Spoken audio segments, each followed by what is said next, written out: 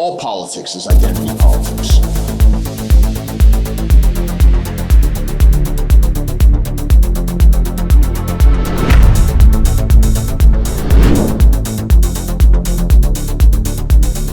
Welcome to Identity Politics, everyone. I'm Kevin DeAnna. The State of the Union last night, as President Trump addressed Congress, part of Congress anyway, a lot of the Democrats were boycotting, against the backdrop of a possible military strike on Iran. We'll see what happens with that tonight in the next few days. Now, given the amount of force that's been assembled in the Middle East, I said better than even odds he's going to hit Iran and try to take out their ballistic missile sites. This, of course, is the kind of thing that could simply eat the administration, drowning out everything else that it's trying to do. The Wall Street Journal reports in a story called Missed Funerals and Blocked Toilets, Iran deployment takes a toll on U.S. sailors, that the USS Gerald Ford, which I think is the largest aircraft carrier in the world, has been on an extended deployment, morale is low, the toilets don't work, and yet the mission continues. It's extremely unlikely you would do all this simply as a negotiation tactic. And yet there's something that just seems so pointless about all of this. I mean, look, it's just us here, right?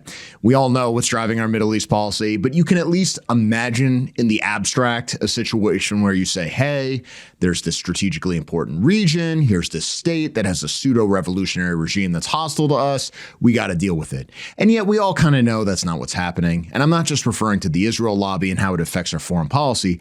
Basically, in terms of the country itself, there is no country. Most of the people who present the actual threats to our lives, to our prosperity, to the few liberties we have left, they're within our borders. It's like not Iran that's really a threat here. It's the people we have to deal with here.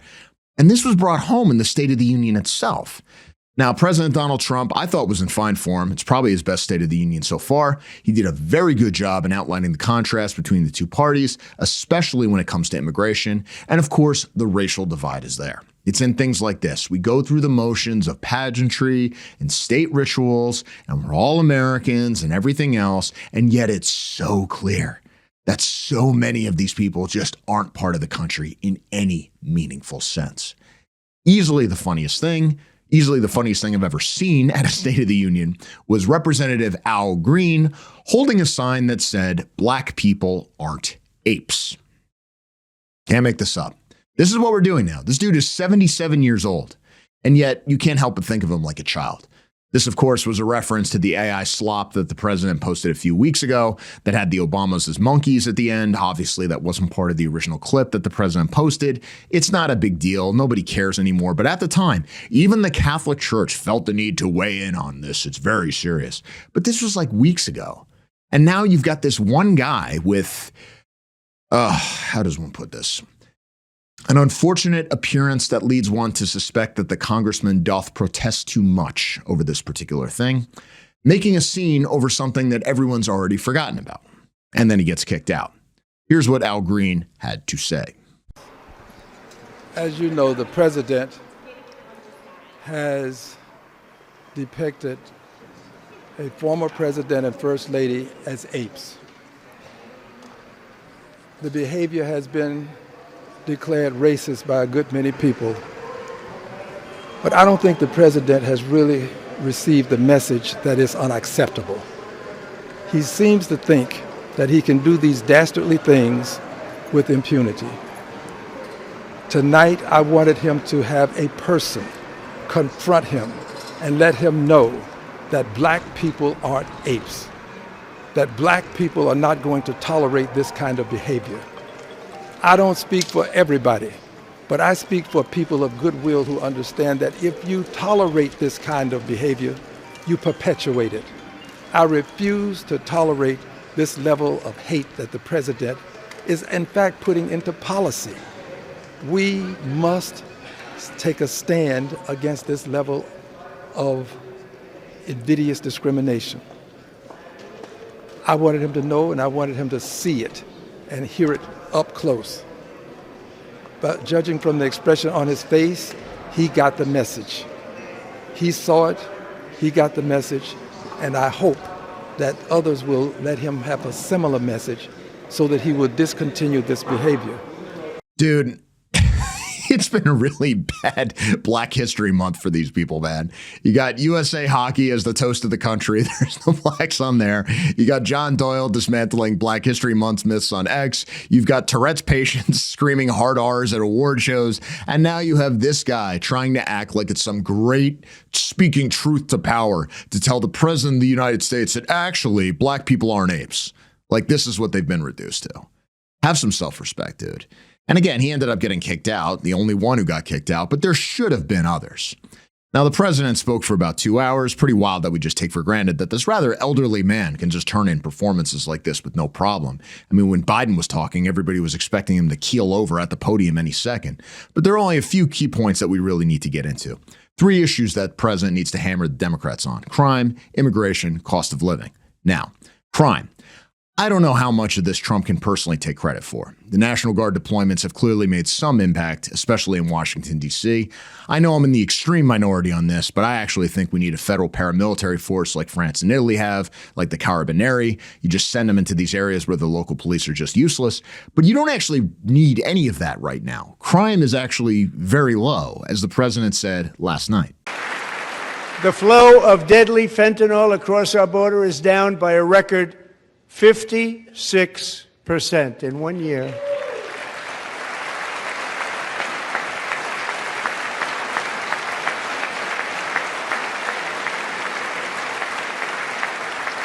And last year, the murder rate saw its single largest decline in recorded history. This is the biggest decline, think of it, in recorded history, the lowest number in over 125 years, year 1900. In fact, substantially before my wonderful father, I had a wonderful father, Fred, before he was born, substantially before he was born.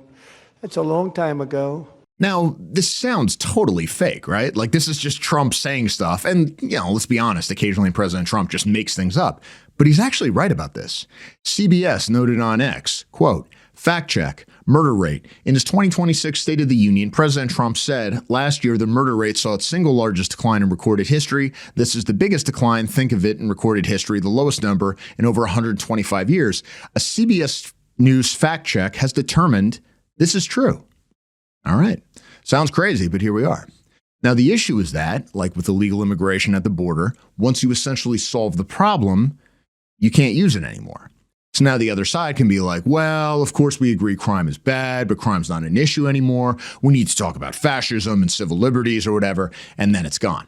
So on crime, we all remember what happened in North Carolina with Irina Zarutska. There are murals going up all around the country of her. For example, here's one in Greenville, North Carolina. There are a lot of other ones going up right now. And the president brought her mother and honored her last night. Democrat politicians again and again. We are honored to be joined tonight by a woman who's been through hell, Anya Zarutska. In 2022, she and her beautiful daughter, so beautiful, what a beautiful young woman, Irina fled war-torn Ukraine to live with relatives near Charlotte, North Carolina. And by the way, what's going on with Charlotte? Last summer, 23-year-old Irina was riding home on the train when a deranged monster who had been arrested over a dozen times and was released through no cash bail, stood up and viciously slashed a knife through her neck and body. No one will ever forget. There were people on that train. No one will ever forget the expression of terror on Irina's face as she looked up at her attacker in the last seconds of her life. She died instantly. She had escaped a brutal war only to be slain by a hardened criminal set free to kill in America, came in through open borders. Mrs. Zarutska, tonight I promise you we will ensure justice for your magnificent daughter, Irina.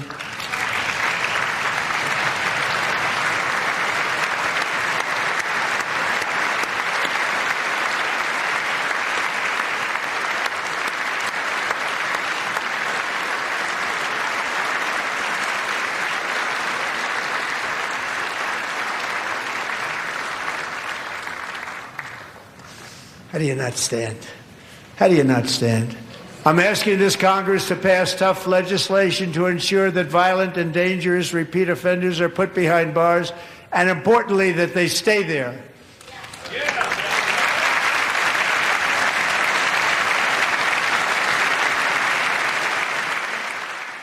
How do you not stand? How do you not stand? That about sums it up, doesn't it? They can't even fake sympathy for white victims of crime. And notice the one guy wearing the Ukraine pin who won't stand for her. Oh, Ukraine, glory to Ukraine. I love Ukraine so much. The country's so important. Hey, this Ukrainian girl was just butchered by one of your pets. Well, screw that white bitch. She had it coming. Racist.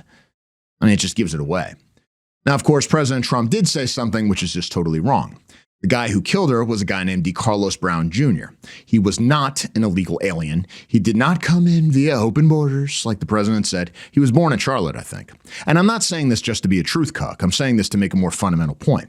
We talk about citizens and immigration and American identity and everything else, but really it's more fundamentally about race, isn't it? Like the case of Irina touched so many people. Why? Because she's white. This is your daughter. This is your mom. This is someone you can relate to. This could be any of us. And then you look at DeCarlos Brown. Here's this black guy who immediately after butchering her is saying, oh, I got that white bitch. Mental disorders, in and out of the system his entire life, judges letting him go and everything else. And yet the great and the good instinctively take his side. So it actually is about who is your countryman and who is a foreigner at some level. Like Irina wasn't American. I mean, this is not an insult. We talk about these things like it's about being a good person or something. It's just a statement of fact. She wasn't an American. She was a Ukrainian. And yet, at a deeper level, at a more fundamental level, she was us. She was our countrymen. We all know she was us. That could have been any girl, any woman in any of our lives. Why? She was a daughter of Europe. Just like we are sons and daughters of Europe. And that's why we felt the loss. And incidentally, that's why this congressman wearing the Ukrainian flag on his lapel could not give less of a shit that she was killed. But there are many Americans, by the way, whose families have been here longer than many of ours, 400 years or whatever else, who instinctively identify with DeCarlos Brown, who instinctively think, yeah, that's who I have sympathy for in this situation. And so at a deeper level, in some esoteric sense maybe, Trump is right. And I'm not defending his point. It was obviously kind of a boomer moment where he made a verbal flub. But someone like DeCarlos Brown is not an American in the way that matters. I don't care that he was born here. I don't care how long his family has been here. Irina was one of us in the only way that matters. The real divide is between the people who automatically identify with one or the other. The war is at home. The divide between Americans and foreigners is at home. And fundamentally, it is about race and the way you feel about race. There was a post on X, and this is from a leftist, basically confirms what I've said on the show before. I mean, again, I'm not just making it up with these people. You don't have to believe what I say. Believe what they say. To a leftist, crime just happens. It's just a thing. It's like the weather. The late Lawrence Auster would always note how whenever you had black on white crime, the press would always report it as random. It was just one of these things that happened. It's not worth getting mad about. It's actually morally wrong to get mad about it. It just happens. So this person, Cassie Pritchard, posted the following, quote, like on the left, we fundamentally don't care about crime in scare quotes. It's morally uninteresting to us. It's just a thing that happens in the world, like the weather. So we are willing to excuse mentally ill, obviously meant, people for theft, violence, etc. Yeah, that's exactly what I've been saying all along. Again, don't have to believe me, believe them. Now, I'm going to note, because a lot of people are dunking on this is actually part of a thread that shows a great deal of self-awareness and honesty. The point of her thread was originally to go after people who were attacking that white guy with Tourette's dropping hard R's at that award show. And she said, quote, fundamentally, no one on earth actually believes that cognitive, mood, neurological, addiction disorders can compromise your willpower or determine your behavior. No one actually has sympathy for any disorder of the brain if it results in outcomes they don't like. I think this is very self-aware. It's kind of a variation on the theme I'm always talking about. Everyone is right-wing for the things they care about. Suddenly, it doesn't matter if someone has a serious mental disorder. Suddenly, it doesn't matter if someone's a victim. Suddenly, it doesn't matter if someone has a disease. If he's saying words that you consider to be morally abhorrent. And that's far worse to these people than someone killing somebody. I mean, somebody killing a white person, that's not even an issue to the great and the good. Somebody drops a hard R, that's a moral problem. That's a crisis. That's horrific. But at least she recognizes her own motivations here. I actually give her credit for that. And a little later she posted, but if you don't perform in a way acceptable to others, sympathy for neurological mental illness evaporates instantly. That's true.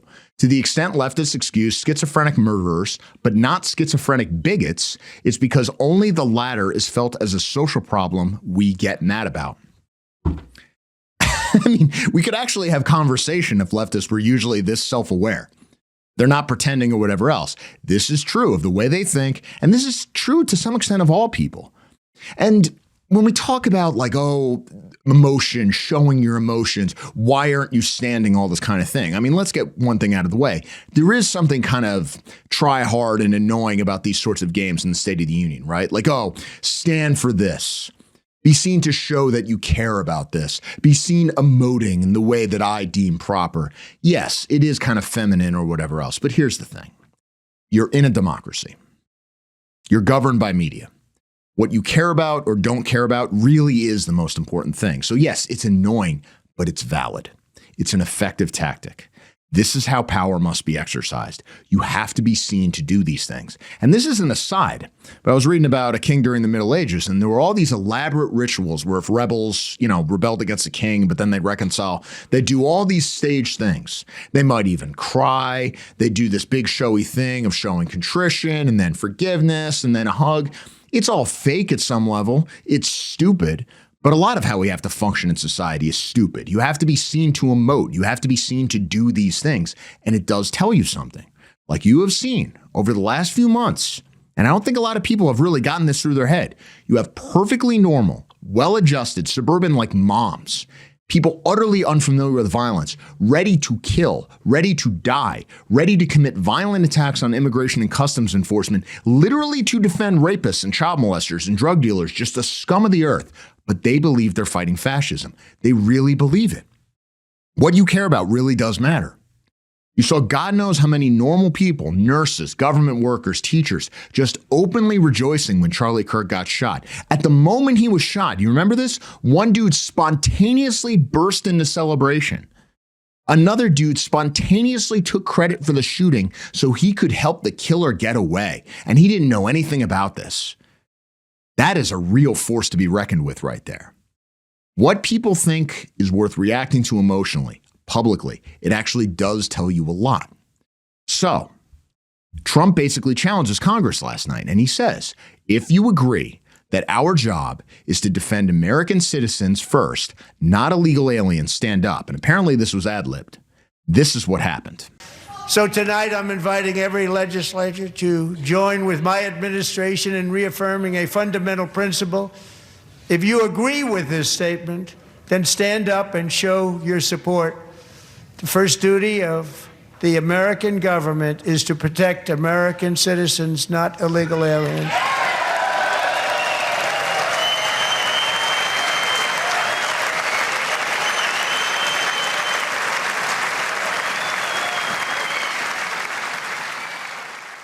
Now, these people, man, I want to pause here for just a second.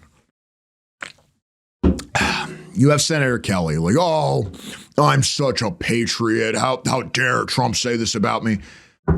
If you can't say that American citizens come first, how are you just not shot out of the country by catapult or something? Like if you can't say, look, the American government exists to defend American citizens. And let's be honest. All of us watching this are like, that is civic nationalist BS. That's nation of ideas or proposition nation. Anyone can be an American. That's cheap nonsense. That's not even 1% of what's required. This is so weak, and they can't even recognize that. This is too much for them. And it's so tempting to just call it like treason, but it's somehow worse. There's not even the recognition that there is a country. We're basically just tax slaves to be looted for the rest of the world who are morally superior to us precisely because they're incompetent, precisely because they're helpless and unproductive and parasitic. Like this is the mainstream position of the Democrats and, one suspects, a good chunk of the Republicans. Just total indifference to being part of the country, total contempt for the people they're supposed to be representing. But then it makes sense. If your votes come from nons who fundamentally resent the existence of the country, like, yeah, you actually can't agree with that. You can't agree that American citizens come first. I mean, non-whites are still conscious of being part of an ethnically defined people. And that people sure as shit isn't Americans. So, for example, you have Representative Janelle Bynum accusing the president of thinly veiled racism with this. What did you think about that moment when the president was asking Democrats to stand up for American citizens during that part of the speech when he was talking about immigration and immigration enforcement efforts? I think you can agree with the what, like standing up for American citizens, but I disagree with the how. And so it's always about how do we bring our country together, but not stand on the backs of others. There's thinly veiled racist language, anti-immigrant language in what he was asking, and that was uncomfortable. But this is the point. It's logical. Like, what she's saying isn't like, whoa, this is crazy. No. If you fundamentally see the country as a white supremacist construct, which is what you are going to be taught in any school from kindergarten through postgraduate, racism is the worst thing ever. Mass immigration is good because it's a way of making America less white and therefore less racist. Why would you disagree with this? I'll go further. If you are non-white, and if you are a non-white who has not essentially sublimated your identity into a white-coded American identity, which of course none of them have done, or very few anyway, because how could you? Why would you show solidarity with your fellow Americans rather than your demographic allies? This is perfectly logical. I mean, it would be like a white guy in Zimbabwe or South Africa or something saying like, oh, I don't like these Europeans. I'm African. Like, it's just self-defeating. It's absurd. We know what's really going on here. So I know we have to play these types of games, like how dare these people not represent their fellow Americans, but really it makes sense. What do these people have to do with us? Why are they even here? What can we realistically accomplish as a country as long as we have to deal with these people? That's the real question. Now, President Trump used this trick of making them stand up a few more times. First on the idea of gender transitions for children against the will of the parents. Obviously, the Democrats stay seated because what could be better than some fat HR lady castrating your kid? But surely we can all agree no state can be allowed to rip children from their parents' arms and transition them to a new gender against the parents' will. Who would believe that we've been talking about this? We must ban it, and we must ban it immediately.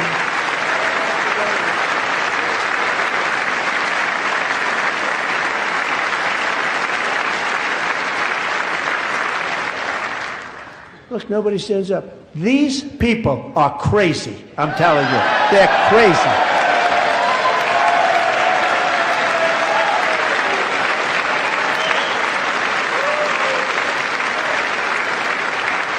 Amazing, gentlemen. Boy, oh boy. We're lucky we have a country. With people like this, Democrats are destroying our country, but we've stopped it just in the nick of time, didn't we? Huh?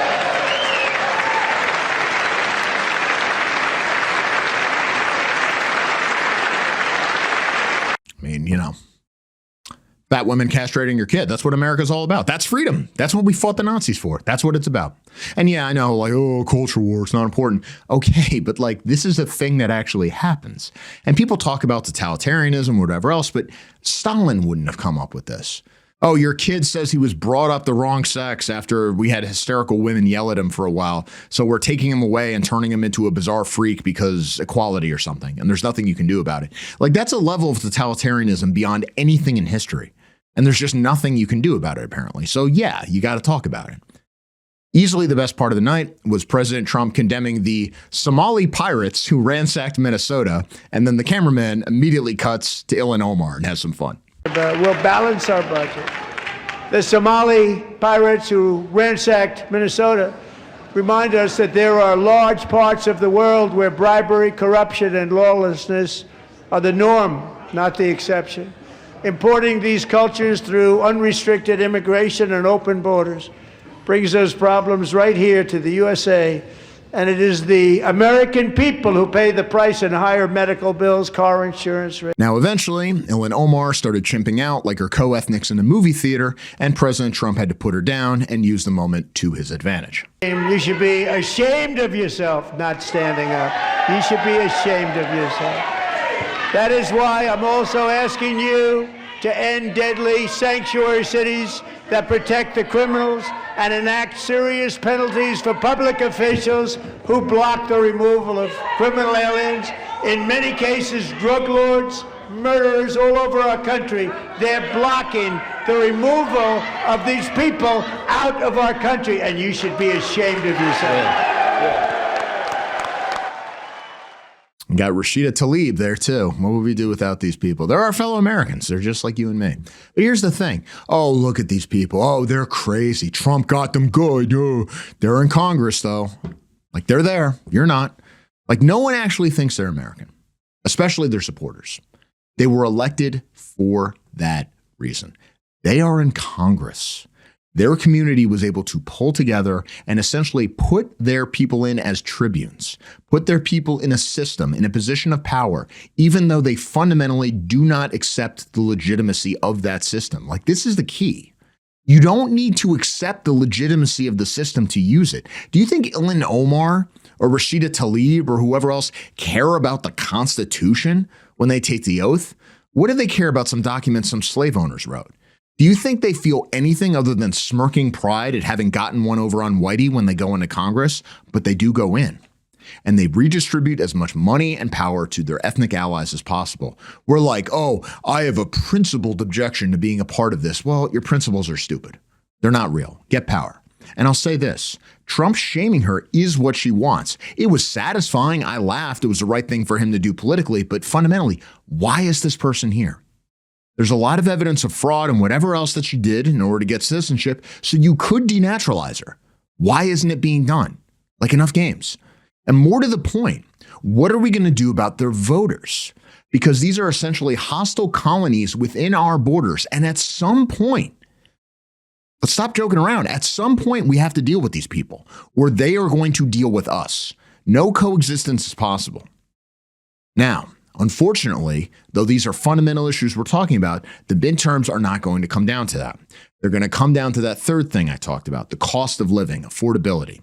The president spoke on this last night, and he sort of vaguely said that this is made up, and he defended his record, saying that prices are starting to come down. Here's his pitch. For decades before I came along, we had the exact opposite.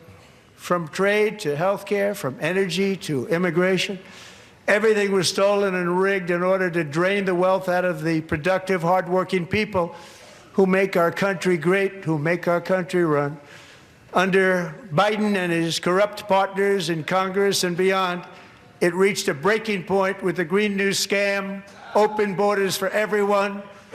They poured in by the millions and millions from prisons, from mental institutions. They were murderers, 11,888 murders. They came into our country. You allowed that to happen.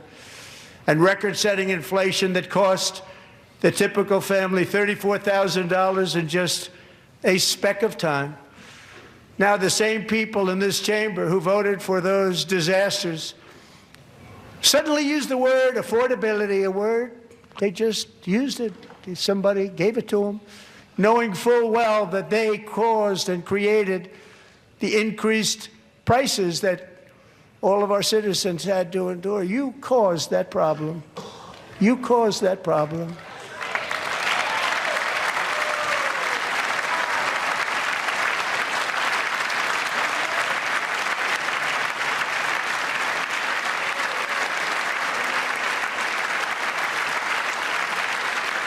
They knew their statements were a lie. They knew it. They knew their statements were a dirty, rotten lie. Their policies created the high prices. Our policies are rapidly ending them. We are doing really well. Those prices are plummeting downward.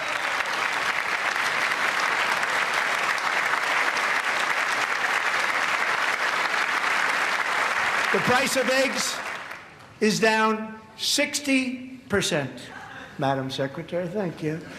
The cost of chicken, butter, fruit, hotels, automobiles, rent is lower today than when I took office by a lot. And even beef, which was very high, is starting to come down significantly. Just hold on a little while, we're getting it down. And soon you will see numbers that few people would think were possible to achieve just a short time ago. Nobody can believe when they see the kind of numbers, and especially energy, when they see energy going down to numbers like that, they cannot believe it. It's like another big tax cut. I'm also confronting one of the biggest ripoffs of our times, the crushing costs of health care caused by you. Since the passage of... Now, part of this is obviously true. You may remember early on in the term, they were going nuts about egg prices of all things. Oh, Trump didn't bring down egg prices, blah, blah, blah, blah. And of course, egg prices actually have come down a lot. They keep making it anyway, even though it's not true. But he's right about this. Gas prices are down. You no longer just assume they go up forever anymore. Like, that's actually a pretty big difference from what you would see a few years ago. Give them credit on that. Some places you do see rent down, like Los Angeles. Why? Guess what? When you deport a bunch of people, the rent goes down. But fundamentally, you and I know this. Like, we're not spinning for whoever. Costs are going up. Not just food, but healthcare and taxes and everything else. And I think Trump has done a lot. The Trump accounts that they have for kids now are not something you should sleep on, by the way. Parents who screw that up, their kids are going to hate you in 18 years. But let's face it, things are getting more expensive. And you really do have a simple choice. And this is the problem. The only way you can really stop this is you can deport like 30 million people, which would basically mean becoming like an authoritarian and steamrolling the courts and the media and every state and local government that gets in the way, or you can just kind of manage the decline. And the easy choice is to manage the decline, and that's basically what we're doing. Now, again, if you want to win the election, and I've said this before and I'll say it again, you have to literally send Americans checks with your name on it. Basically buy votes. You could do this with tariff revenue. But for whatever reason, probably because of Congress, this isn't being done. And so what happens? I mean, a long enough timeline, we know how this ends. People will choose socialism, not because it'll make things better, not even necessarily because they believe it'll make things better. But if you're offering them nothing and then somebody else offers them something, they're going to choose that something. People are driven by spite, too. They're going to choose to make their betters worse off, even if they're worse off, too. There's an emotional satisfaction in that. So how do you keep them from doing that? You basically got to bribe them. But we're not willing to do that. Oh, I believe in limited government. Well, I'm sorry. Unless you have General Pinochet on cryo storage, I hate to tell you, this is the world we're in. The affordability issue cannot be dismissed, and though we may roll our eyes at it on many levels, this is probably what's going to determine the election. And I'm not sure in the short term there's a cure to it, aside from just bribing the voters, like I said. I thought he gave a great State of the Union, but there's definitely some overconfidence in terms of the way the conservatives are approaching all this. And I don't want to be all black-pilled or whatever else. I know I'm given to that. But there's sort of this assumption that, look, the president made the other guys look crazy, or they made themselves look crazy. To some extent, I think that's true. On CBS, for example, Major Garrett was absolutely right when he made this point. As we have Major here at the table, I want to bring the conversation back here to our group watching along. Major, you've seen a lot of these, I think, more than any of us. What stood out to you? Well, look, before the speech, many Republicans said one of the priorities for the president was to make sure Americans after this speech had a sense that the opposition party was off the rails, was crazy, their terminology, not mine. Many of the contrasts the president articulated tonight were to drive that message forward.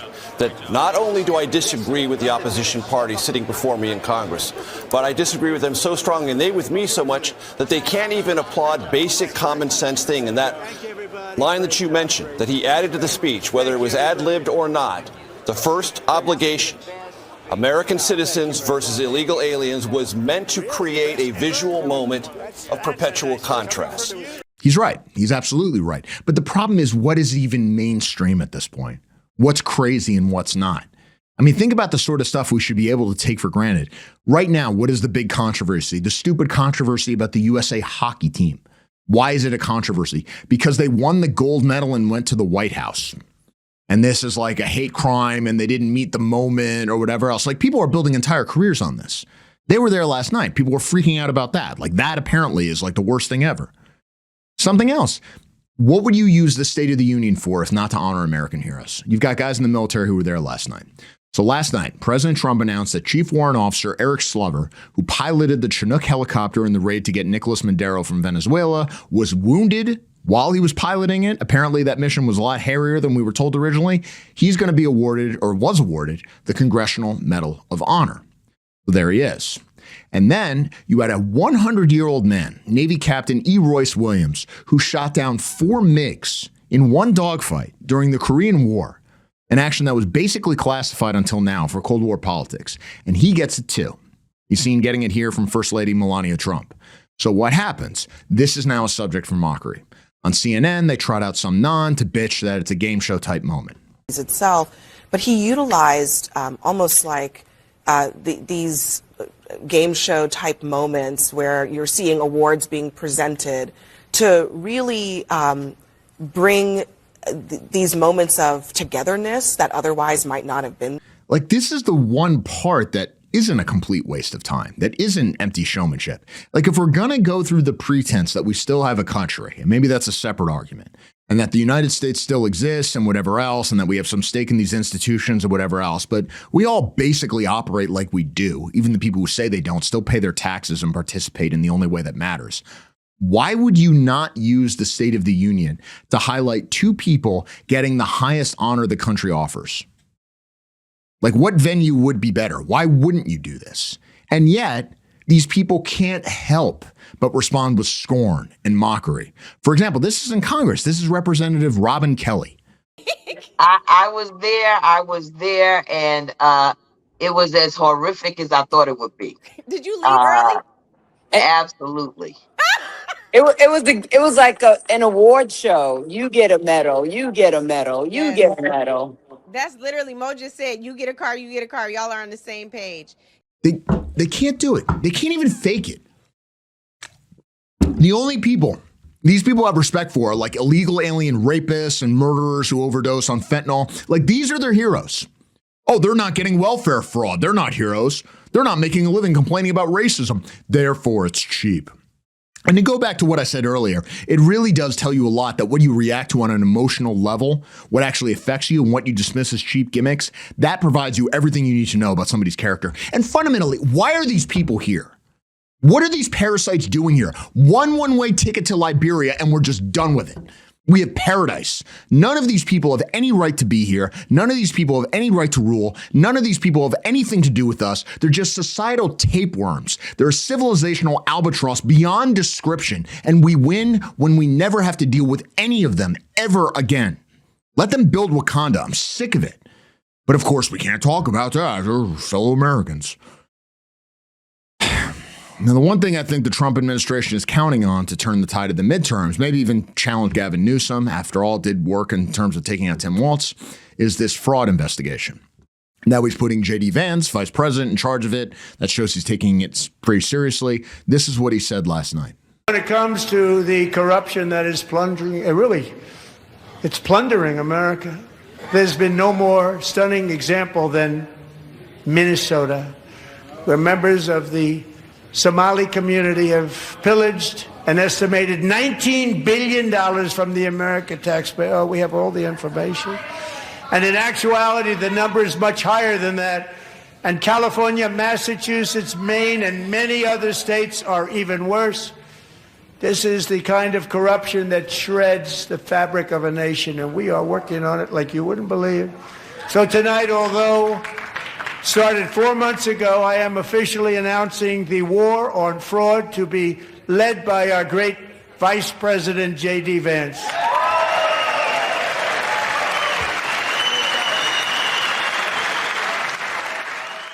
Now, in theory, this is the sort of thing that should be a slam dunk. In theory, if you have people stealing money that is meant for the poor and the unfortunate, you would think that liberals would be even angrier about this than conservatives. But of course, they're not. Talk about the same thing as with crime before. The problem is to the great and the good, to the people that matter, which is to say, not you and I, but the people with power, the people who matter, this is not regarded as a problem. $19 billion in fraud is not regarded as a problem. In fact, Ilhan Omar was, and I'm not trying to curse, I know this is a family show, but this is what she said. She apparently screamed out that Trump was a sick fuck for bringing this up. Like, this is what outrages them. Tim Walz, a few months ago, was talking about how all this fraud is just the cost of doing business. It's not regarded as a problem. In fact, since these reports, you've seen New York City lay out the same kind of program where they're going to give more money for daycare and stuff like that. It's all going to be ripped off, of course. And AOC and Zoran Mandami announced this program in Spanish. Hola. Mi español no es el mejor. No te preocupes, alcalde. Si su hijo o hija está cumpliendo 3 o 4 años en el 2026, usted puede registrarlos gratis en el programa Kinder 3 o Prekinder de la ciudad de Nueva York. pero debe registrarse el 27 de febrero, que es la fecha límite. Cualquier padre de la familia de la ciudad de Nueva York, sin importar su ocupación, ingreso o estatus migratorio, es elegible para registrar a sus hijos. Again, I feel like it's not being brought up enough that AOC can't speak Spanish. I can speak better Spanish than she can. This is all performative. But symbolically, what's really going on here? What are they telling you? They're telling you basically directly, we are going to give your money to foreigners. Waste, fraud, affordability, none of this matters. It's all happy and giggly and fun, and they're going to get away with it. And here's the thing, in Virginia, they're doing the exact same thing. And it was Virginia's new governor that gave the Democratic response to the State of the Union last night. They don't care. They're proud of it. They're doubling down on it. And this is the problem. Vance could unveil that they exposed $100 billion in fraud, $200 billion, $1 trillion in fraud. You could blame the entire federal deficit on fraud. No one who matters is going to care. No one. The only people who are going to care are going to be right-wingers online. And half of them are going to get distracted by some insane bullshit like Erica Kirk had Charlie Kirk killed or something. So there's your messaging. The biggest problem is that you have countless millions of people in this country who have no stake in the country, who do not identify with the country. And so fraud, to them, it's basically reparations, as is illegal immigration, as is crime. We're talking about these things like these are obviously bad things, and they are obviously bad things, but there's no agreement that these are obviously bad things. In fact, to millions of people in the country, these are good things. To take advantage of the taxpayers is to show that you are clever, and it's a form of racial revenge against colonialism or something like that. So you could expose as much fraud as you want. It's not going to affect the people that you're trying to win over.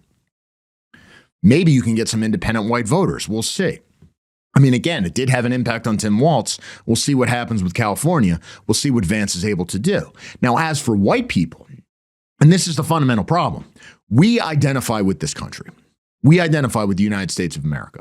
We are Americans. We're the only Americans.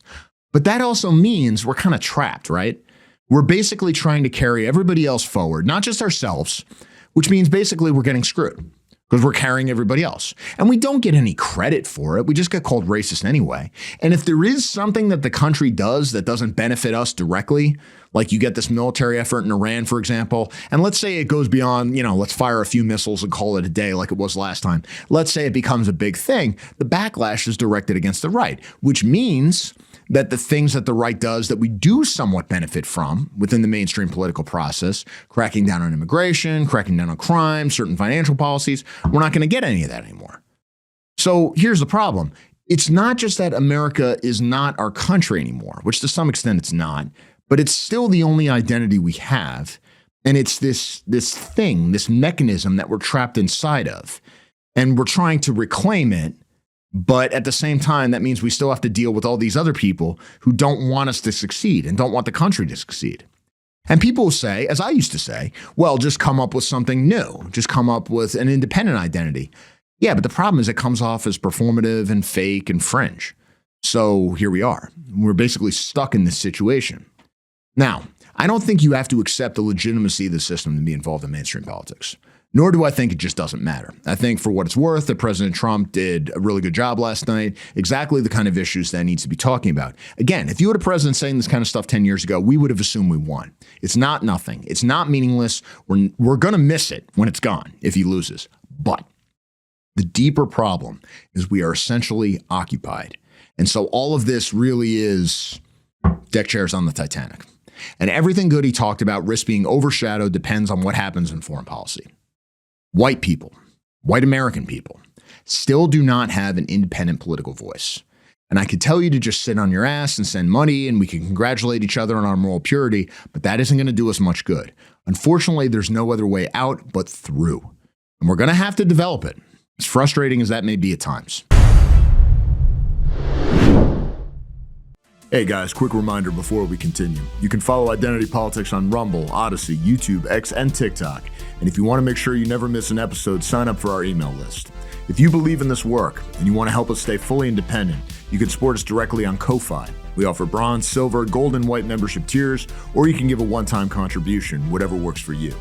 Every bit of support helps fund production, research, and our ability to speak freely without corporate or platform pressure. All the links are in the description below. Now back to the show. But of course, what does that mean? What if you just can't do it? What if you just can't stomach the mainstream political process? Or more accurately, what if you're not in a position to really do something like that? You're a young white man. You don't have a political network. You don't have a network at all. Maybe not a huge amount of financial resources. What is something that you can do right now? What is something that you should do right now? Well, let's talk about that. Let's step away from mainstream politics for a second and talk about something you can do in your life right now. The single best thing you could do right now, step one, even more important than read these books or whatever else, is train. Tribe up. Learn to make yourself physically capable. This is how young men build camaraderie. This is what it is. And this is a war. And we only have ourselves to rely on. Now, one of the most promising things that we've seen over the last few years is the spread of active clubs all over the country and the world. We talked about this in the episode about the death of Canton in France. Young white men need to be getting in shape, learning to fight, forming groups. And yeah, it's not political in the partisan sense, but it is political in the sense that it's about building power. And politics is about power. And when we are talking about this, there is one guy who more than anyone else has been instrumental in creating this culture. And that is Rob Rundo. Rob Rundo was shamefully persecuted by this government for years, and a case that even astonished some of the judges that came before with its malevolence. And yet he has persevered. He's back in the States. He joins us now to talk about active clubs and how you can get involved. Check it out. My guest today is more influential and more responsible for the growth of the active clubs in the world than anybody else, Rob Rundo. Real honor and a privilege to have him here. Thank you so much for everything you've done, and especially for keeping your head up with all the ridiculous persecution that you've put up with from our government over the last few years. Yeah, man. Thank you for having me here. Yeah, it's been quite the journey, to say the least. But yeah. You know, here we are today. We're still going. Active clubs are stronger than ever. I mean, stuff that we were trying to do years ago with Rise Above movement that they tried so hard to shut down, tried to stop this activist style, is now, let's say, part of the nationalist culture today. It's almost mainstream. Well, let's start off by talking about, just because we were talking about this on the show a couple days ago, this murder in France of Canton, and the active clubs in Europe certainly have been going nuts, doing demonstrations, protesting. But it seems that your account and some of the active clubs here, that's basically the only group that's really making a big deal about it in the States. What would you say is the big thing that connects the active clubs here to what's going on in Europe? Well, I mean, it goes, the simple saying, mess with one, you mess with all type thing. An attack on one is an attack on all of this. Canton he was a young nationalist. I think many guys in the U.S. can relate to somebody like him. He was a college student. He lived a healthy lifestyle, the nationalist lifestyle. And his murder, Active Club France has been out there doing demonstrations, all the active clubs across Europe and the active clubs in America. Each active club is individual. It's a very localized thing. It uses its own local aesthetics, its own local culture and all this, but we all are still connected. When we see something like this happen, we see our guys over there in Europe demonstrating, we're going to do the same. There is like a shared brotherhood in this. And again, his murder could be any of us. You know, I mean, the left, the Antifa that did this wishes upon all of us. It doesn't matter what degree of, nationalism he is or whatever it is. I mean, this same thing applies to like the Charlie Kirk thing. I've seen a lot of guys, a lot of guys in the American scene when Kirk got killed were like, well, he's not technically our guy, but that doesn't really matter because his death represents you. This is an attack on all of us. They just because they hit him doesn't mean that if they weren't given the chance, they wouldn't do the same to you. And that's why when somebody like Canton is murdered, or any of us, we have to show a show of force, a demonstration, make noise, make outrage, go to the streets, put up stickers, put up banners, demonstrate in the streets. In France, they've done a lot more than this. I mean, the scene there is very, very organized. I'm in touch with Active Club France. I mean, they've been doing this for years, and they're in touch with a lot of the other nationalist organizations there. They have a lot of these student unions there, and everybody came out with a big display of force. And what does this show? This shows that we're not in 2016 anymore, where the left can just attack us with impunity, can do whatever they want. There is consequences to it, and we are becoming a force to be reckoned with. I mean, the demonstrations by nationalists across Europe has gotten so much attention, has shaken up so much, that Macron himself has had to address the issue. Now, if this would have happened in 2016, it would have just been another white boy murdered. Nothing would have happened. And it's because of the demonstrations. It's because, and even if guys think it's like, we made a post, we did a graffiti piece for Canton here in the US, somebody said something like, oh, what is, graffiti going to do for it? But all these actions applied pressure. This shows that guys are actually taking to the street, even doing something like I posted another video of a group in Lyon that did wheat paste. They went around the city. Yeah, right. It's one of the best things you could do.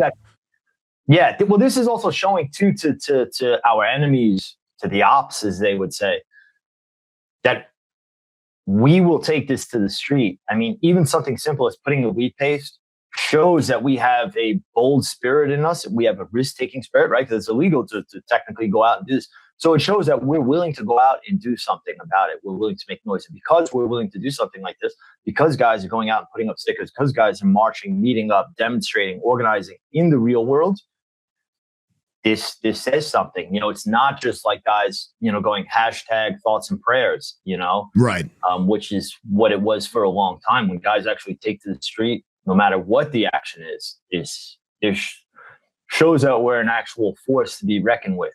And that's why Macron, that's why I believe even the Trump administration has said something about it. I mean, Maloney in Italy is... if people organized in the street, if guys weren't going out and doing things, then it would have just been unheard of. It would have just been a little blimp. People would have maybe made a little, posts online, and that would have been it. But it's because at this point in time, we have, the activism is really became part of the nationalist culture, the counterculture that's being grown. And it's because of that. It's because guys are involved in this, that we're able to remember the martyrs, to go out and hear and make our voices heard in a way that we didn't do years ago. And I think this is really important. I think it's a lesson to be learned from the U.S. scene as well. I mean, the U.S. scene has grown tremendously from when I was last in the U.S., which was as a free man, 2017. But I mean, when I come back today, I see it's grown tremendously. But there's still a lot of lessons to be learned from the European scene in terms of organizing and not just chasing, viral clout or something like that. There is something really important about taking action in the street, no matter how small it is, whether it's putting up a couple wheat pastes, a couple guys getting together, lighting a candle, something like this stuff really, it shows that you're willing to take that step on the outside. And I think that's why from Canton's murder that it's gotten the recognition it has, is because of the activists behind him, the people that knew him, a lot of the active clubs going out and doing this, that it's gone where it's gone now. And it's widely recognized. Right. And this is one of the things that I wanted to ask you about. If you look at the Europeans, especially as somebody who's been over there and you kind of see it close up, in many ways you get kind of jealous because there's this infrastructure there and there's all these things that are going on that have been established for a very long time. And a lot of times it feels like we Americans are behind it and everything else. But now I think that's less true. I mean, you have something being built here that is very strong, very active. There are things growing all the time. And it's a really good feeling when you go to a place and you find out there are all these organizations there that you've never even heard of before, that you don't actually know these people, and that things are being built without your knowledge. It's an organic thing. So, I mean, when you look at the United States now, obviously you've got this developing scene that just wasn't there a long time ago. And a lot of times when you look at the Europeans, sometimes you get a little jealous because there's this sort of infrastructure that's obviously been established for a very long time. And sometimes it feels like we're just trying to catch up. But obviously now, I think in some ways we're actually surpassing them, or at least meeting them. Talk to me a little bit about where this idea for the active clubs came from. Is it essentially based on what already existed in Europe, or was it something that was more specifically designed for the conditions here in the States? Well, it's a mix of both, right? So the active club is directly, it sprung up from the Rise Above movement, which was my first time getting involved in the activist scene, or at least just in politics in America, right? Because there really wasn't too much going on. Prior to 2016, if a young guy wanted to get involved, I don't really know what you can do. You can go to stormfront.com, I guess, and post on a chat, but there really wasn't anything going on. And the type of people at the time, the characters that were involved, nothing really that a young guy that has a lot of aspirations would really want to get involved with. I remember first showing up to some of the early alt-right meetings. I felt that a lot of it was so much catered towards trying to it was just very traditional focus, like trying to win over the already, boomers, trying to win over the establishment. Like, well, we need to, we got to have suits and ties. We got to make sure that we could win over the boomers. A lot of guys that I met at the time were talking about, I almost convinced my father that, to read Mein Kampf or something like this, and that seemed to be the general thing that was going on, was like trying to, and I just thought that this was all wrong. I thought, the power comes from attracting the youth, right? Some guy once said, he who takes the youth takes the future, right? I did see what was going on in Europe a lot with a lot of these organizations. But at the same time, I saw some of these organizations that were going on. But I remember to a degree also thinking that this is so unattainable. You would see some of these things like Casa Pound. They put out these videos and they were so official, so well done. They had compounds, they had bars, restaurants, and all this. And I remember thinking, I said, well, we need this, but we don't have this. We don't have anything close in the US to create something like this. So we got to start somewhere. And my own upbringing, growing up in Queens, New York, everything was like, when you're growing up over there, everything's broken down into little crews, clubs, but it's very local. Every, couple streets has its own thing. And I said, well, maybe we could take a little bit of this inspiration from Europe, a little inspiration from this in New York. And we create something very local. We create something like, hey, man, you and two of your friends, that could be something right there. That can be something. And that's what we did with RAM. I think, and I was this way too. I think a lot of us in those very early years, for the very few of us that are still around that remember, 2016 times like this, we all were looking for something to join. If there was an organization out there, if there was something you can do, if there was something going on. And I think that we showed with RAM that, like, you don't need to wait on somebody. You can do it yourself. Like you and a few guys, a couple of your boys can go to, at the time now, when you talk about it, because it's so mainstream, because it's such a thing, it doesn't really seem like anything that crazy. But a handful of us going to the park, boxing, working out, throwing some music, throwing up a couple stickers in a video, and pushing this out there. It doesn't seem crazy now, but at the time, it was revolutionary to the point that it's crazy FBI, to think about it, but it was, yeah. It was revolutionary to the point that the FBI considered this, on par with vanilla ISIS, the treatment that we all got. Even from there's I joke around, but there was a PBS documentary by Frontline, Hate Watch or something like that. Now this is, PBS used to be serious when they used to put these out. This is the same media publication that got Arkan from the Tigers in Serbia. It was that documentary they did on him that created the international warrant. And pretty much, when they used to drop those, it was like, we need to, whoever they dropped it on, it was like, we got to get this guy. Or this is right. And they dropped something on us on RAM, and that's where they used the term, like vanilla ISIS. And what was the thing? It was us doing push-ups at the park. So again, it sounds now like, oh, it's not that serious, but it really was. And two parts of that is, one is when we looked at the European scene, because we took a lot of inspiration, but it was so official. So these guys are well established that what we showed with RAM was like, well, look, we might not be there yet, but you and a handful of your guys, you can go do something right now. You can create this type of counterculture. You could take part in this. And the counterculture was so different from everything else when we were doing this, pushing this kind of lifestyle aspect to the national scene, especially in America, a place that was so dry with politics. It was very much like, we need a political party doctrine, manifesto, and next we'll be at the White House. And, right. I took, the other thing too is I not say took inspiration, but I studied on the left. How did they get to where they are? Why is it that most youth are, left-brained in all this? And it's because they captured all the levers of culture, in the 60s, right? Through music, through cinema, through radio.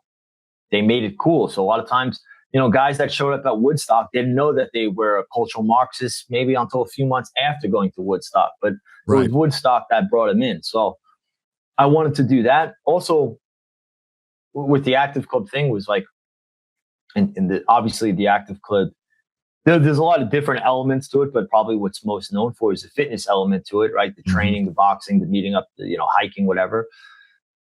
For a long time, the right has always been second place, especially in America, where we are trying to catch up to the left, right? So they would do something and we would try and like copy it after, right? So you could think of like the music scene, the skinhead days, right? Like the left was already kind of dominated music, right? Music was already something that was mostly left wing. And then we tried to catch up. There was like RAC and things like this, right? But when it comes to fitness, when it comes to combat sports, gym culture, we were the first to plant the flag in that. That was us planting the flag and them now catching up. There's a communist group in America that's trying to copy the Active Club model. They're doing group hikes and training and they're catching up to us now. So for once, what Ram did was help plant the flag into something new, right? So in politics, even that, right? A lot of times it was just reactionary, left would do something and then we would be like, oh, the drag queen story hour, why are you doing this? And we would try and match up. But here we are planting the flag in something new. And that's why the Active Clubs have grown so much. And that's why it's taken off the way it has. It's because we're heading into uncharted territory. We're paving a way for something new for young guys to get involved in. And that's the other thing too. It's that it's something you can actually get involved in, right? There's only so many hours. And I know this myself, right? There's only so many hours of chats and blogs and things you can consume before you say, what can I do? And joining an Active Club is what you can do, because this is building not only a counterculture that is affecting the national scene worldwide, but it's turning into things, guys are owning businesses, guys, when you have 10 guys that you train with and you meet up with, well, that's 10 guys you can also work with. That's 10 guys you could pool money with. So that's the foundation of political power right there. I mean, so many people out there, they're just like, what can I do? What can I do? What can I do? And it's like, you got to train with other people. I mean, that's like step one, especially because then you can, I get that there are people, everybody's going to disagree on doctrine. Some people might say, well, you should do mainstream politics. Other people are going to say, well, mainstream politics is actually worse than counterproductive and everything else. People can agree to disagree on whatever. But ultimately, politics is about groups of, especially young people, especially young men who are actually willing to work for a common objective. I mean, that's basically who shapes the world. And if you're lifting together, if you're fighting together, if you're training together, like that's the foundation of anything great right there. And you don't need to be committed to a certain political doctrine beyond like the most basic level. I mean, if you're just doing it together, that by itself is going to be a huge thing. So because obviously we won't remember what happened with the Rise Above movement and the insanity that came out of the government and everything else. We could touch on that a little if you want, but long story short, basically they came after you with everything. But now it seems to have grown into this much, it's grown into this much bigger thing. But it's not really like a national organization as such, right? I mean, it's essentially a subculture that has grown. And so people will go to different gyms. They can train with each other. They may call themselves different names. Not every single one is literally called Active Club or something like that. But even though it's not one organization, somehow it's still kind of all the same thing, right? Yeah. Well, that was the idea for it, right? Like even with the days of Ram, right? When we first put out the videos, we would get emails from when we first put it out again, because it was like so. There just wasn't anything like this at the time. Right. We would get emails. Oh, how could I join RAM? Could I start up a RAM chapter here? And that was not the thing. It was not to build a nationwide organization or to even recruit more guys. It was to set forward a path, a type of counterculture, right? That which I saw, because I didn't want to, start telling guys what to do, writing emails. Right. Especially at that time, you had guys that were absolute spurgs and such. Yeah, well, we got quite a few of those. Yeah. I got enough of my own problems to start, keeping eyes on others, right? So the way I figured it, especially in the early Ram days, was we had a small crew of guys that were very dedicated, but the idea was to pay to show something different, right? To show a new path, a counterculture within the nationalist scene. And this is what'll spread. So whether, you call yourself XYZ or whatever, it doesn't matter. But as long as you're following this model, this activist style, this is what's important, because this is what's creating an absolute counterculture. And yeah, there are physical clubs all around the world now. I mean, almost every country, every country in Europe. You have multiple in South America now. Almost every state in America. You had in Canada, although they morphed into other things after getting state repression. But the reason that it is I see it more as a counterculture. So yeah, sure, you have the physical organizations that you can join, but there's plenty of organizations that don't call themselves active club, but follow this, what we termed was the 3.0 strategy, right? We look at it as, if you want to, go into it, right? So the 1.0 was this, I don't even consider just a lot of guys consider it the skinhead, but I mean this overly aggressive outward focusing movement. So 1.0 tactics was, I would even consider organizations like Adam Waffen or things like this, outward focusing, where everything is like, just super aggressive, in your face. Yeah, attack. Yeah, attack, exactly, right? So that's 1.0 strategy. A lot of that was from the early skinhead days and things like this as well. 2.0 was very much terminally online. It had a couple other things that were wrong with it. It didn't have, to be honest, I would say like this very hip, cool element that's what has, when you see the guys training, traveling, going to underground boxing events, the style. I mean, it's hard to talk trash on it because it just looks cool, and that's why it attracts the youth, right? Mm-hmm. So the 2.0, I would say, is more terminally online and a little bit too heavy into ideology that led to all the debates and, my take. It's almost like better. Right. I mean, the thing is, not to use the forbidden word, but to use the forbidden word. I mean, what is the core doctrine of fascism, right? It's action. And like once you're lost discussing like ideology and everything else, I mean, you get 10 people who are on our side in a room together. If you really want to have a debate, we're all going to be throwing chairs at each other within 5 minutes. The real question becomes, what is the point of even having these discussions? Like at a certain point, the abstractions and the principles and everything else are just sort of meaningless. Like to me, the real question is like, if you called somebody and you needed 10 guys at your house in an hour, do you have 10 guys who can show up in an hour? If you can't, then what good are all your principles and abstractions? Very true. Very true. What good, what power do you really have if you don't have 10 guys that can come to your aid? And like you just said, fascism is action, to use that word or whatever, and that's how it is. When you look at the early movements, when you look at this, these were men of action. These were veterans. These were hardcore guys. These were guys, these weren't, sometimes, especially in the American scene, it was a little bit nanny state, a little too much finger wagging, a little too much, don't do this, don't do this, don't do this. Right. Guys, watch paint dry. I don't know. And I wanted we wanted to recapture, this spirit of action, the spirit of risk taking, the spirit of boldness, right? Because we love to look back at the Roman, the Roman Empire. We love to look back at all these different organizations of the past, the Arditi and things like this. Why do we envy these guys? Why do we look back to them? Why do we still talk about them? Because these were men of action. These guys were bold. They were doing things. We don't sit around and be like, hey, you remember what, Gaius Marius said that one time? I mean, look, who really do? Who cares?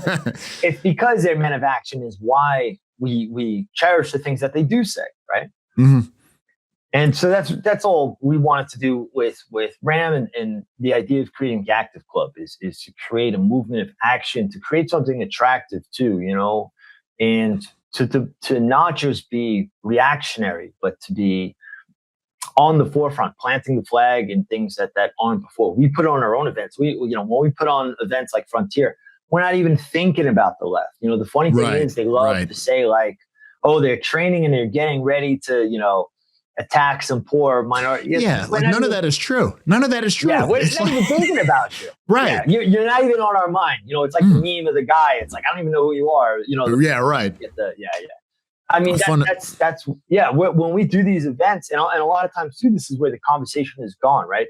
I remember in 2016 when I would meet up with guys, the conversation would be like, can you believe what they did here? And this happened today. And look at this guy over here. Look at all the, a lot of times when we meet up today, the conversation is just radically different. It's like, hey, what can we do today?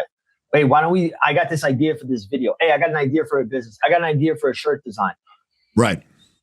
It's changed. And this is where we're going to win with, right? Because when guys start talking and stop just pointing the finger and saying like, damn, we're so screwed. Everything is messed up. When guys get together and they start saying, hey, you know what we should do? We should start doing this. We can do this. Yeah. We start getting creative because creativity is our weapon. It's always been our weapon. It's always been our thing. And culture is a very, very strong avenue or it's a very strong force. Yeah, because politics is downstream from culture. So you win the culture, you eventually win politics. Correct.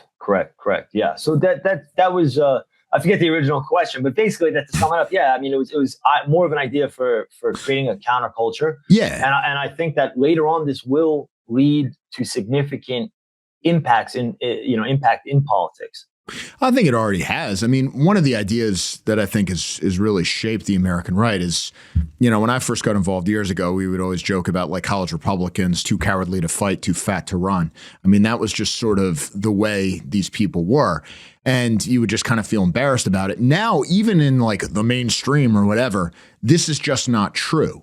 It is taken for granted that if you are young and on the right, it's expected that you have to carry yourself a certain way. It's expected that you have to be able to do certain things. And it's not like the fuddy-duddy, like, oh, I'm 19 years old, here's my business card, and I'm doing whatever. It's like, no, you got to be able to be working out. You got to be able to be doing at least something. This is the norm among everybody now.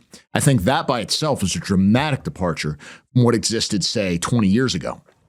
But the other thing, too, is I think it's not just critique anymore, because that was always the biggest frustration about being on the right, even in like in an intellectual sense. Yeah. I mean, essentially, if you look at, let's just get into it. The Kevin McDonald thing of culture of critique, what he basically posited is that here's this intellectual doctrine that deconstructed our culture. And it was sort of this idea that, well, we can sort of reverse it. And I can give you all sorts of like complicated explanations about like why we're doomed, where things went wrong, why it's been over and has been totally over for 50 years and whatever else. Yeah. But of course, like that's just, at the end of that, you just kind of feel shitty and don't want to do anything. Like it's actually better to go out and do stuff with your friends, because at the end of that, you feel charged up. You want to do more. And so I guess the big question, because I want people to take away something concrete from this, you're some kid, let's say you're 19, 20, whatever. Maybe you're in college, maybe you didn't go to college, whatever. They want to get involved. They know about these things. Where can somebody begin in terms of finding possibly a group to network with? Or if there is not one in their area, how does one get something started? And what are the principles that they need to align with to be considered part of this movement? Well, to get started, there's almost active clubs or some sort of adjacent organization everywhere today. Whether you're in Europe, you find yourself in Argentina, you find yourself, I think in Hawaii, there's a youth club. So there's almost something everywhere. But if, I would start there, right? Start with, there's a website, activeclub.org. It has an interactive map that you can go on to, look where you are and find your nearest club to you. But starting something yourself is super easy as well. We started the show talking about France. The Active Club France, and I remember this in Philly, they were one of the first official active clubs out there, right? One of the first ones, at least one of the first ones in Europe for sure. When they started, I was in touch with the guy. He made one guy making videos of himself training at a park with some, little edits, a little, effect to it, some music, and he posted on Telegram and all this. the Active Club from there ballooned. I mean, the Active Club France was one of the biggest active clubs for a long time. And it had almost something like 300 members. And it started by one kid. I remember him making these videos. He's wrapping his hands and stuff. And you have to do a little creative. You have to do a little work. You have to, it's for, to do something yourself. Obviously, you have to have kind of this leadership spirit within you and really want to, kind of a creative idea. So, but this is an example. The Active Club France. I mean, the started with one guy and became this massive organization that's gone on to other things. Same with the Dutch Active Club. I remember in the early days seeing the videos. He would do the same thing. He was like one guy and he made these videos and he was punching a heavy bag. And I remember like looking, I said, will this go anywhere? Who knows?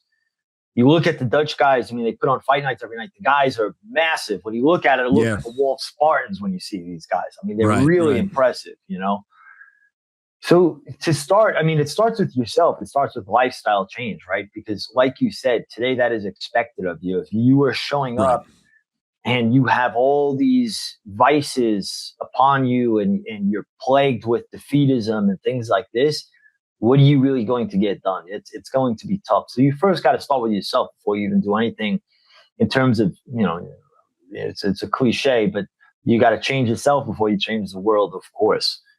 But once you do that, once you start getting yourself in line and having got, another reason why to join an active club is because that could help you with changing yourself. When you have guys around you, you have guys holding you responsible. Yeah. It's not as easy to miss practice when guys are like, hey, we're waiting for you right now. Where are you? It's not as easy to spend your days playing video games when guys are like, hey, we got things to do tonight. Where are you? You can't just be shut in, doom scrolling all day. Right. I mean, that's one of the most important things with having a group is having that circle of accountability. Because I mean, we're all flawed, right? Like if left to our own devices, there's always going to be a day where like, I don't feel like working out today, but you just can't do that when you got 4 people bugging you. Yeah. Yeah. Absolutely.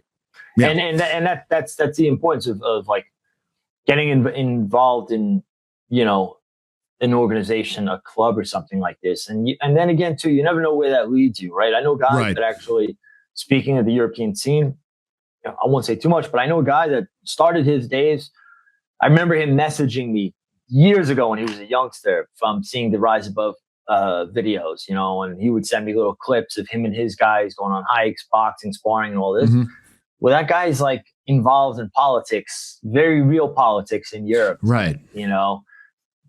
It starts somewhere. And also, too, when you walk into a room, if you are a guy who is training, who has brothers, who can call 10 people to his aid, in today's world of like apathy and sloth, this already sets you apart from majority of men. You already walk into a room, you already have a confidence with you. You're already a step above everybody else. And this is what's important today because our enemy, represent the ugly of the world. So if you were training, you were bettering yourself. When you already step into a room, if you're competent, you get agency. This already puts you ahead of most people. And this is how we will, how the active club will have a big or actually, the activist culture will have a huge impact later on, as guys grow up and enter the real world. Because again, people like to joke around, you guys put up some stickers, you do some graffiti.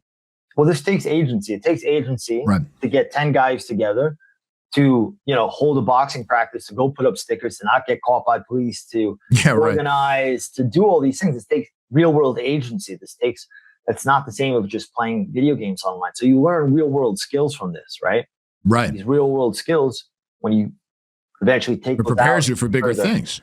Yeah, absolutely. Yeah, I mean, this is something I think a lot of people don't quite understand. Is like, and propaganda, visual propaganda, has an important thing. I mean, you go to a college campus, say, and you see all those like left wing stickers everywhere. You go to Portland, you go to New York, you go to Seattle, anything like that. Every single light post or whatever is covered with all these Antifa stuff.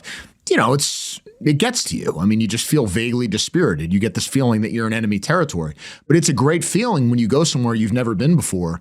And now this increasingly happens where you see stickers, posters, flyers, whatever else from various nationalist groups, be it an active club, be it Patriot Front, be it whatever. And you just see it could even be just like a Trump bumper sticker or something that somebody's plastered over a leftist thing. You just get this sense that like, all right, somebody's doing something, and you just feel better about it. And you also know the other side is feeling vaguely dispirited, which is a good thing.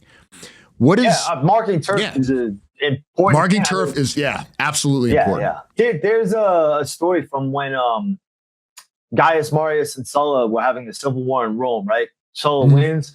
Marius's name is outlawed. You're not allowed to say his name. The Marian faction is destroyed. And this is like recorded in history, passed down from us. But the Marian faction, his supporters, shortly after, Sulla conscripts it and makes it like you can't say his name or whatever, they go out and they paint Marius's name in front of the Senate House real big. And this has been passed down to us. Why would that be passed down to us? Because obviously it had an impact. Obviously it was something, that for thousands of years now we still hear about this story because it does make an impact. It does have psychological. I mean, look, if that stuff didn't work, then why would McDonald's plaster billboards all across the skyline, right? Yeah. Why do they spend billions of dollars in advertisements? Why does every bus stop that you look at have something on it?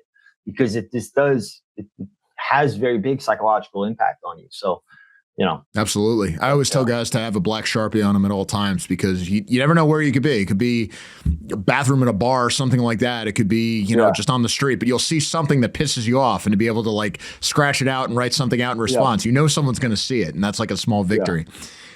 There's an idea, because you've been writing some great stuff. I assume it's you on the Will to Rise account and some of the essays that have been put out and everything else. And this idea, the concept's been kicked around on the right for a time, but the idea of the cultured thug. And this is obviously an attention-grabbing term, but there's a lot to it. I think Bowden talked about this a little bit too. And it's this idea that you have somebody who is familiar with violence at some level, capable of using violence, capable of defending themselves or attacking if need be, but at the same time is not like a brute, has done the reading, but is not a fuddy-duddy about it, is not a pushover. And it seems like on the right, until recently, really until the rise of the active clubs, this is an ideal that we just haven't been able to realize. Because when you think of the stereotypical young conservative, I mean, let's face it, he tends to be a wimp. He tends to be fat. He tends to be kind of anachronistic and almost deliberately so. And then when you think of the old stereotype of like a skinhead, you think of just kind of a brute who doesn't read, doesn't know what he's talking about, is there just to fight and whatever else. But this is kind of a false idea. And I think you're trying to say, no, like a real man should be capable of doing all of these things. Absolutely. The culture thug is something that it originally came from Bowden. And we started using that term.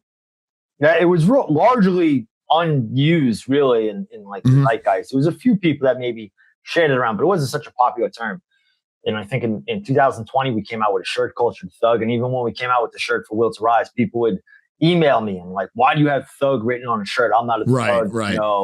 Why not use the term warrior poet and such like this? And it was really like a radical term, right. Because that's not too presumptuous. Yeah. So people would kind of, criticize at first because it really wasn't as widely used as it is today, especially back then.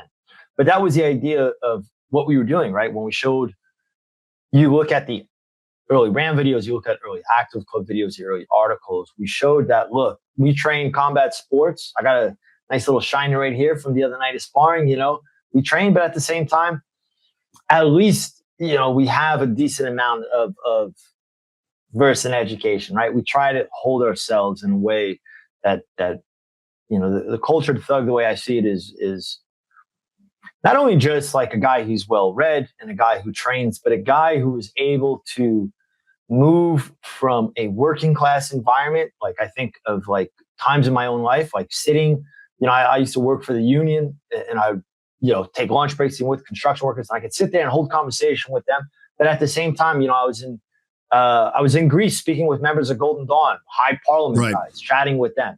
A guy who can switch from room to room, a guy who's well versed in both, and can, when he needs to articulate himself, he can do this. And when he needs to articulate himself physically, he can do this, right? Right. This is a really important thing. And this is a very attractive. I mean, this is going to be the model of the right. This is, I mean, it already is becoming it. This is going to be the model stereotype. That's what you want. A guy who's clean cut, he's articulate, but at the same time, you know, if he needs to get his hands dirty, he can. And this really will have it's an attractive, you know, I don't know what you would call it, archetype for our scene. Well, yeah, I mean, that's what you want, is you want an ideal, you set up an ideal, and then you do your best to live up to it. And your point about class is well taken. I mean, what is the solution to class war? Where did a lot of these so-called far-right ideas come from? The solution to class war is basically nationalism. Like that is the idea. I mean, you have a kind of solidarity that overcomes these problems. But in order to do that, your activists need to be able to roll with whoever they're with. Yeah.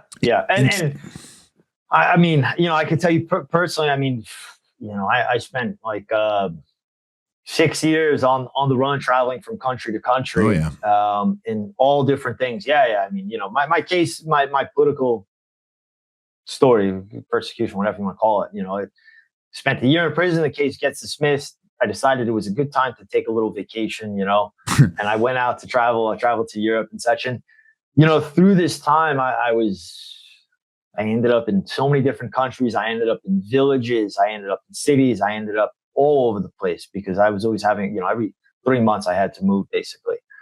And through this time, you know, it really made me appreciate growing up in a place like New York City, where New York City is one of the few places where you can be a union construction worker or like some working class, you know, guy from Queens, but you can go out to the pub and rub shoulders with the guy from Wall Street. So you're able to kind of shoot the shit with everybody, you know? Right. And that saved me when I was out there. And I think that's a big thing, you know, again, what I was saying before about being a culture thug was I was out there and I would be in villages with like, they use the term celiac, which is like farmer, villager, you know, and I'd be out there with these guys hanging out, drink a little rakia with them, you know, shoot the shit. And then at the same time, when I needed to get travel plans, help me get out of a country, serious things like this, I had to meet with more serious people, and I was able to do this, you know. And I think of a lot of guys that I met, especially early on, guys that were, like you said, your typical young Republican type, you know, guys like this. And I said, I couldn't imagine them sitting at some dark cafe. Oh, yeah, forget it. With some forget it. Talking about, hey, I need to get across the border and shit. Like right. These guys just wouldn't be able to, you know. And that's you know, the beauty of being a culture thug is getting to get these, and you get these experiences through joining an active club, right? When you do 100%. You get to travel, you get to compete in combat sports, you get to feel the gritty side, but then you also get to go, you know, we went to some event with Patriot Front not that long ago. You had great speakers there. Jared Taylor was there. Yeah, that's right. I know the one you're talking about. Yeah. So, you know. And this is one of the things. The only way you get to be the culture thug is by joining up and getting active in things like this, you know. Yeah. So. And there's something to be said for, I mean, people, the stereotypical thing, and God knows I've written introductions to his books and stuff, so certainly it can be said to me, but somebody like Evola, right? Where there's the old meme, like there's the post-apocalyptic wasteland, and you show up to the compound, and it's like, all right, well, what skills do you have? And it's like, well, I brought my Evola books. Like, that's all you've got going for it. But there's something to be said for, you know, if you read these things, but then you do something to put it into kind of practice, something where you're concretely pursuing this ideal, you do have to have both. And I think what's lost in the dialogue over the cultured thug and whatever else is that the cultured part is pretty important too, because being able to be familiar with violence or defend yourself or just look good, I mean, the aesthetics is a big part of it too, right? It doesn't really lead to anything unless you can turn that into power.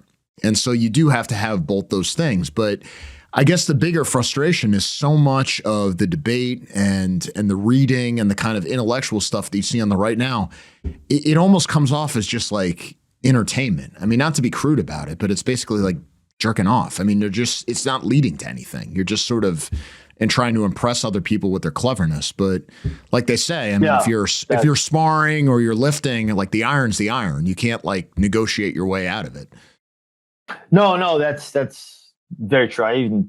That's you can't, you know, when you show up to practice and you're amongst the guys and you guys are sparring, there is no clever, thing around it. You're either lifting or you're not. You're either with the boys or you're not, So it's very real. And it also establishes a very real hierarchy when you get into this stuff. I think sometimes, we see within our scene, especially I thought in the early alt-right times, a lot of guys got moved up, not on merit, but just because I got a clever take. I said something shocking. So now I got all these views and I'm this guy. Yeah, but when you show up in the real world, you easily see who, the second you walk into a room, okay, you can almost tell, okay, this is this. And it creates a natural hierarchy. And that's another important thing about the active clubs. There's not really so many guys look, even myself, right? I may have founded the active club, came with the term, but I don't, I'm not the leader of the active club and you don't follow, there's just, there becomes a natural hierarchy, a natural harmony with what guys contribute, right? When you join a club, you get a couple guys together. I'm good at this. I'm good at video editing. I'm good at boxing. I could teach you guys the boxing. I could help with the video editing. That's the other thing about being a culture thug too. Let me just add this part is knowing how to complement your weaknesses, right? That's another important thing, right? Because I'm good at some things, but you can't do everything. Man cannot master everything. That's just what it is, And I think sometimes when people think of the culture thug, they think I got to be able to recite Evola on the drop of a dime, but I also need to be a championship boxer. And that's just not going to happen. But what you can do is if you're a culture thug and you read the room properly, you could find people that complement your weaknesses and get them to go along on your journey and on your mission and say, listen, I'm good at this. You're good at this. Let's work together. That's what we did with Flip Rise. That's what we did with RAM. That's what the active clubs do is when you join these organizations, when you join a club or something like this, you got guys good at this. I'm good at this. We pair it together, but we're all on the same mission. And, yeah. I mean, that's the point of being part of a group, right? I mean, you have people complement your weaknesses and you can do more together than you can do on your own. Yeah. Talk a little bit about, because obviously this is political in the sense that it is about power. And so therefore it is political, but it's not really political in the sense of nobody's knocking on doors trying to elect so-and-so or something like that. Do you find, what's your approach to basically the mainstream political process right now? Because in some ways with Trump in terms of online censorship, in terms of maybe some of the financial regulations, even as fierce as critics, I think would concede that the boot is off our necks in a way that it wasn't, say, 4 years ago. But at the same time, nobody's particularly thrilled and everybody still wants him to do more. What do you think is the right approach toward this kind of thing? Should it be disengagement? Should it be, maybe you just vote and don't do anything else? Or do you think that we have a real stake in what's going on in a place like DC? No, we absolutely have a real stake. I've seen it with my own life. I mean, I know that so many guys, it's a very popular thing to say, oh, it doesn't matter, right, left. It makes no difference. But let me just say this to the guys and let me shatter all illusions, right, for this. When you're standing in front of a judge and you're facing 10 years of your precious life, and you're going to spend it in federal prison, a very harsh place, a very dangerous place that you don't want to be, and your judge is in front of you, who do you want as your judge? Who would you rather have? Would you rather have some activist, Soros, left-wing judge who just looking at you absolutely hates you? Or would you rather have some boomer MAGA guy, but a guy who goes, well, the law says this, and this is not the law. Right. What would you? That's what happened in your case, correct? I mean, I remember the one judge was just like, "What the hell is going on here? Why are we doing this to this guy?" And that's why I know it's very cool to say, look, I've said fuck the establishment for many years. I said fuck it, I don't care, drop out, But it does, because that showed me, right? So Judge Carney, who was the judge at the time, the FBI came with a ridiculous thing. I mean, first of all, they said that the Battle of Berkeley, which happened a year before they even charged us, a full year went without them even charging us. If we were that violent, it was that serious, they would have charged us right then and there, right? But what happened was the media, we know how it works. Let me just say this, right? Right? This is how it works. And, we all know this already, but, they start with physical intimidation. They send their Antifa goons at you, right? That didn't work to shut down Rise Above movement. They sent their Antifa goons. We sent their Antifa goons running the opposite direction, right? So what is their next step is to use the media. They use the media to bang this war drum against us. And at the time, the videos and the style that they used to come against RAM was really you go back and look at the early documentaries that the PBS one. They did one called Unmasking Hate. They put this spooky music. I mean, at the time, it was like, I mean, when these videos dropped, brother, they cost me, I can't even tell you how much headache and trouble it cost me in my own personal life, right?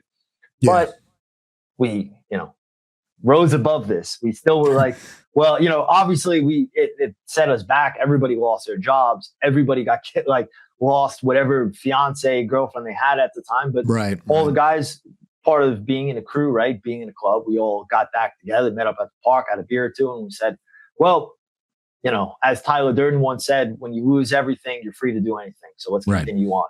And we continued on, and we, in spite of all the journalists, pressure and all this, and they spent good money to make documentaries against us because they really went in depth. I see a lot of things today. They'll point the finger. He's a neo-Nazi, he's a fascist or whatever. When they went after us in the Ram days, I mean, they went back to my neighborhood and spoke to people I grew up with when I was 15 years old. I mean, you want to talk about? I mean, it's insane how much they use. They found. I'm going on a bit of a tangent right now, but just because we're no, this is important. This is how they operate. Yeah, they. If you watch the PBS one, I had wrote my name in cement when I was like 15 years old. How God knows how they found this. But there's a scene in the PBS documentary. Christ. I kid you not. Let me tell you this. It's ridiculous. So you got this journalist, and here he is, this big investigator, this big important guy, right? And he has a notepad, and he kneels down to where I wrote my name in the cement, and he like scratches his chin. He goes, writes something down. He's probably writing nonsense down in a notebook. He's like, Rundo was once here. He is now gone, And it's just like, I mean, it's so ridiculous. And this is PBS too, so this is like state media. This is your tax dollars at work. Brother, the guy got a Journalist of the Year award for this. He got a $50,000 check for this documentary when it happened. I mean, this is not a joke. He went and he tracked down where I wrote my name in cement when I was like 15 years old, and was like sitting there writing notes about it too, like real serious. And that he thought he cooked when he did that. That he was like watching that later, I showed him. Yeah, well, so they were trying to do. I'm taking us off topic, but they were trying to with that stuff you got to realize that these journalists are the bug man. They are. They are not just like, well, we're just writing about some article, and these guys take this stuff personally. They personally hate you. You have to realize they really hate you more than sometimes, they really do hate you. And there's a scene in the PBS documentary, which he did on purpose. And it was like a little, just to show you the rage and spite that they actually have for you, these journalists. And he's driving, and there's a scene where he shows his driver's side mirror. And what's in the driver's side mirror is the place that my mother used to live. And he shows that apartment where we live, and he shows that in the driver's. Why does he? I mean, it's not like haphazardly. What he's showing is, I know who you are. I know where you are. The reason he showed the graffiti on I wrote my name on the sidewalk was to show I was able to contact people you grew up with. I was able to get information from you. I was able to track everything you've ever done. This is an intimidation tactic. Right. And they thought that would break us, but it didn't. Instead, we just, luckily for me, my unfortunately, a lot of guys in the especially in the early days, when you go pull their background card, very strange characters. You pull their background card, you find out, I think of like a guy in the TWP, pulled his early life card. He was, used to do goth girl dressing and things like this. My early life card, I was in the streets of Queens running hoodlum stuff, but it is what it is, right? Doesn't look too bad. But it was a tactic of intimidation. And when that didn't work, what did they use? They used the FBI, they used law enforcement. And that's what the purpose of the documentary was. The whole thing was asking basically for the FBI to arrest us, was to set it up. And they all worked symbiotic, right? They had to put out, maybe the FBI even told them to put out the documentary so they have a reason to go after us. Because in the documentary, he makes a scene, he makes a second where he calls the FBI and he goes, basically, why aren't we arrested? He's asking, calling the FBI, asking why we aren't arrested. And the FBI says we can't give a statement at this time. But I mean, it's setting everything up to chip to fall. I think people don't really understand how Antifa reporters and then at least some elements of law enforcement, like it's all the same thing.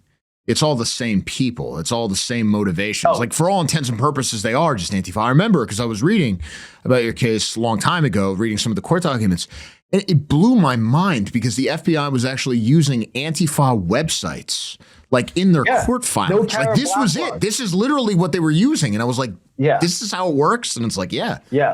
No, they used Thomas Cohen when he announced the case for us, he said, thank you to investigative research of ProPublica and No Cara Black Blogs. No Cara Black Blogs is a German Antifa website. It's not even an American one. It's a German Antifa website that had wrote this crazy thing on us and blamed us for all these fights that were going on when clearly that wasn't the case. Anyone who watched the footage, but it was so doctored, edited. They showed split-second clips just to show, to make us look bad and such. But back to your original question. Sorry for going off on a tangent, but no, I think that's a really good tangent, though. I mean, people got to know this stuff. Yeah. Just to share a little experience here and there. But back what you said about the active club's role and activists in general role to the political establishment, and like, do we just drop out? Do we just not care about things? I don't think that is the best method. I think that a lot of my stuff that I talk about is from personal experience, right? When I was a kid, I spent a little time in Rikers Island, right? Rikers Island is a prison that's completely run by blacks. It's complete. There are almost no whites there. It is you go there, nothing runs right. Nothing works. The commissary doesn't show up on time.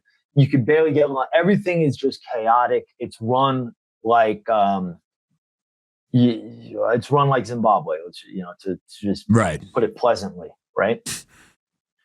When I switched to a different place, and I was in Green Correction, this was upstate New York. Everyone was white that was working there. Now, these weren't our guys that were working there. These were guys that but everything functioned. Jail was clean. Things ran smooth. There wasn't nonstop violence. It was much different.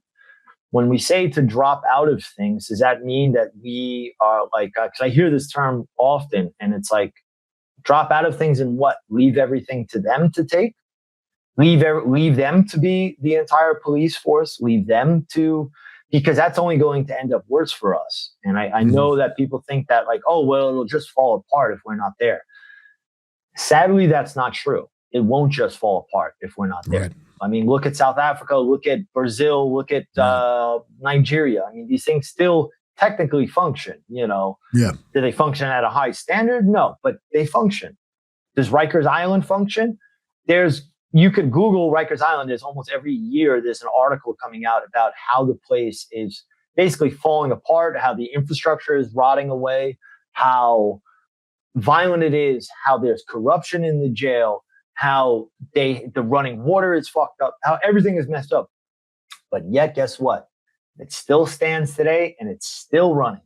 And that's what it looks like when you give it completely over. So I would say to completely drop out, no, you have to meet this. The way we win is, there's multiple approaches to this, the way I see it. You do need people from the establishment, not even to be our guys, but at least to be not outright hostile to us. Yeah, right. At least some MAGA guy. Yeah, some MAGA judge. That's a good thing. Let somebody who at least doesn't hate your guts be in power. I think that's better than having someone who does hate your guts, to be honest. I also think that there should be a level of, I'm big, my lane that I work in, what I promote is counterculture, right? I believe in winning the culture war. But I also think that guys should also, for guys that aren't so much in the cultural thing, and that's not your, if that's not your lane, and you want to see it from a more political thing, well, there's always the fifth column option. And I do believe that's important. And I'll tell you another true story, because again, all my stories come, my worldview comes not from an online form, but it comes from things I've experienced. I got arrested when I was out in Serbia. It was off these journalists. Once again, journalists tracking me down. I did. That's a whole story in itself. But anyway, this journalist comes out to Serbia from America. He's from Bellingcat News, which if anyone doesn't know, Bellingcat is like basically CIA. Yeah. He comes out, and my case was going to the Supreme Court at this time. It got dismissed. It was going to the Supreme Court. I was technically a free man, right? I'm in Serbia. I'm living my life. I have a visa. I have everything. This journalist goes out there and just starts writing articles that I am a violent international fugitive hiding out in Serbia, that I'm abusing the system, that I'm starting up, all these things. I hate a country like Serbia. Yeah, a country like Serbia, when they see an American journalist come out there from, what do they know? They're like, right. Guy must be a bad guy. This guy, and he's making noise. Why would a journalist lie? Why would a journalist just make things up? Yeah. Especially in a place like Serbia, they're not used to this type of stuff. Yeah, right. They're cut out of the EU. They're like, well, fuck it. They're like, well, who is this American anyway making all these noise in our country? Let's get rid of him. So they arrest me and they lock me up in a immigration detention center. I'm the only one there because I don't think too many people are sneaking into Serbia at this point. So I'm one of the only guys. I'm literally by myself in this like entire detainment jail. Also, they treated me like an absolute terrorist when they arrested me. They find out that I'm not technically wanted, right? That I'm like, listen, my case, it hasn't been overturned. It's still at the Supreme Court. I'm not wanted. There's no reason for you to arrest me. This is an actual lie. And you should see like the guys, when they like figure this out, they're like looking at the paper. They're like, well, you're not actually, this guy said here you wanted. Yeah, right. Yeah, it's funny how that works. Yeah, right. So anyway, but back to my thing, fifth column stuff, right? I'm in the jail. I'm being fed 2 times a day. It's winter time. I'm stuck in this empty immigration jail. I'm like on some black. I mean, it's unbelievable, right? One of the guards comes up to me. I haven't been able to make a phone call. When they grabbed me, I was on my way to the grocery store. They literally vanned me, grabbed me up. They were planning on sending me to the U.S. secretly without, even though I wasn't technically wanted. Crazy stuff. They were just going to send me over there without following any extradition or anything like this. Hand me over to the U.S. Right? I'm in this jail. I haven't been able to make a phone call. The guard comes over and he sees my black sun tattoo and he says, Brate, you got he's like, I know this. He says, who do you know? We start talking. He says, who do you know in Serbia?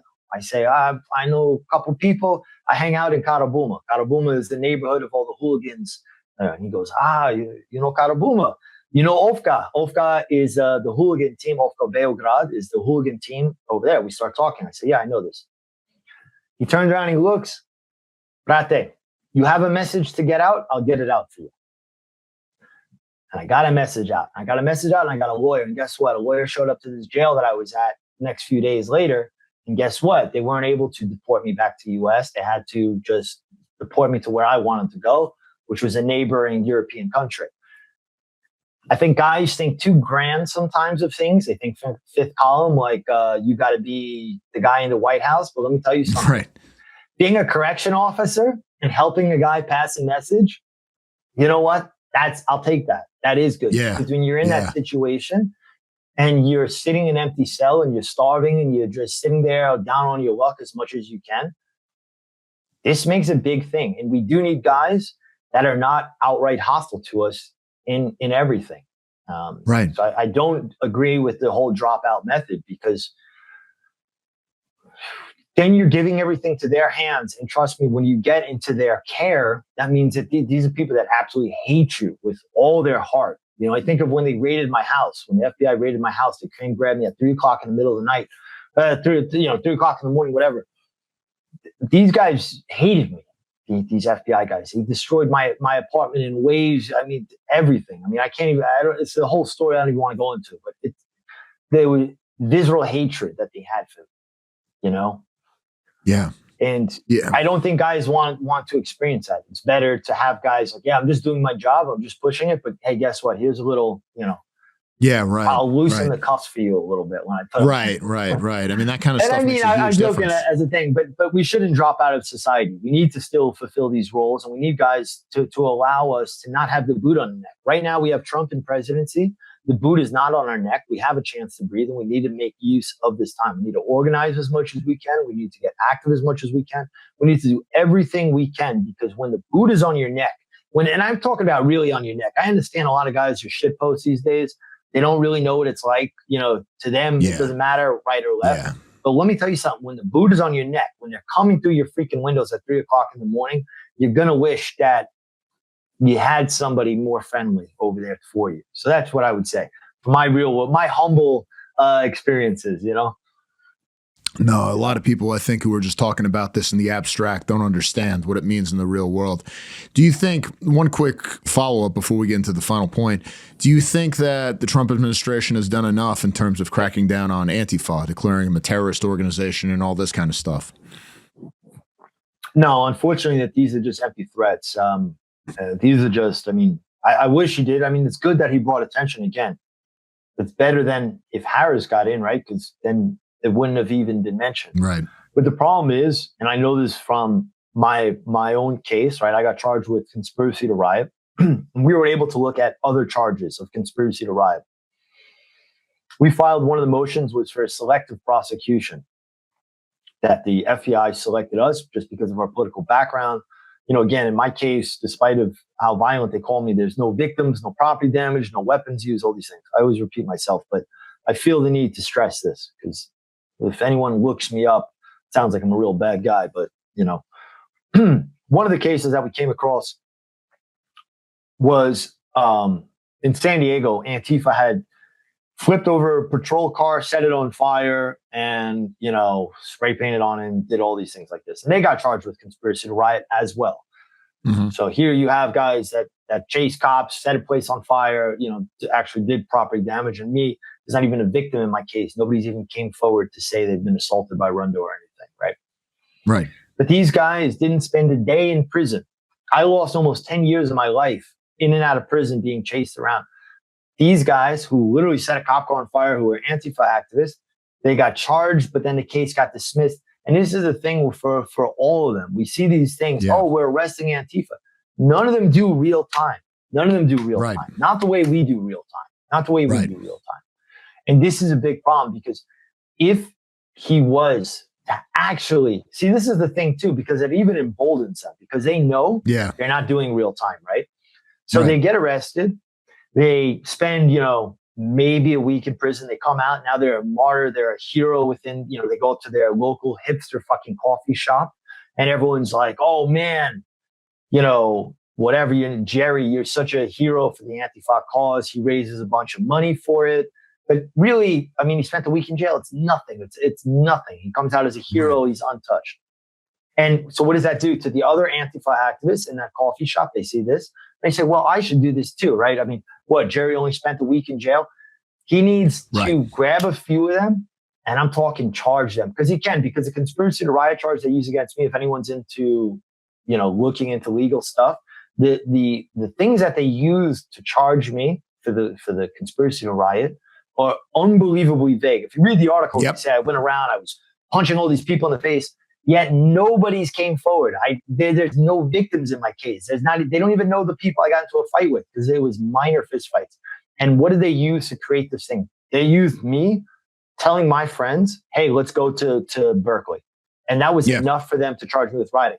They can easily do that for Antifa. They are way more organized. They are bringing weapons. This is conspiracy to riot.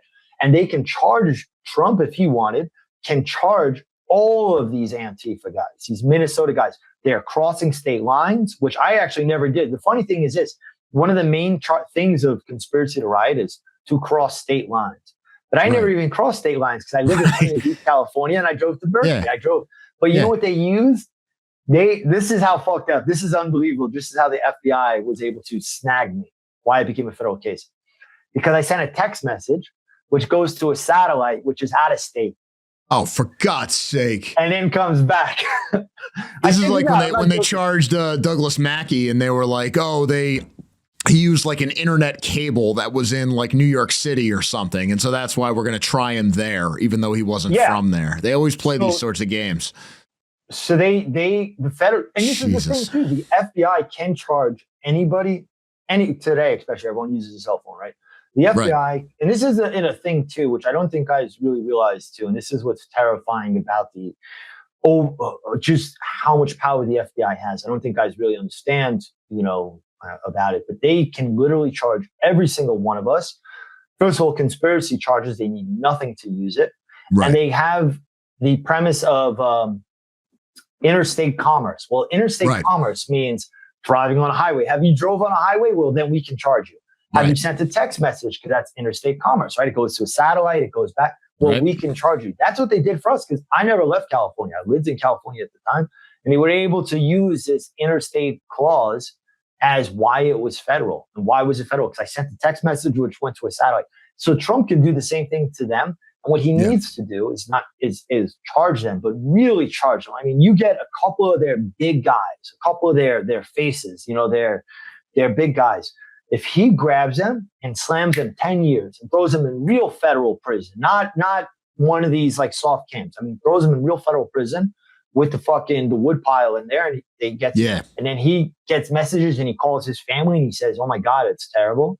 Well, that will prevent the cooling effect. And the rest of these Antifa activists will think twice and realize that there are actually consequences. And this is what he needs to do. And not only does he need that, he really needs to charge journalists. I mean, these journalists are the ones that organize. Oh, God, They show up to these events, right? They show up to these events. Again, I always talk from personal experience, but from Huntington Beach, the whole thing that started all of this was a journalist that embedded himself with Antifa. We're at Huntington Beach. This is California. People are in T-shirts. People are in shorts. This guy shows up in a black hoodie, black ski cap, and accidentally gets caught in the mayhem of what's going on. And now it's all of a sudden it's assaulting journalists. Yeah, of course.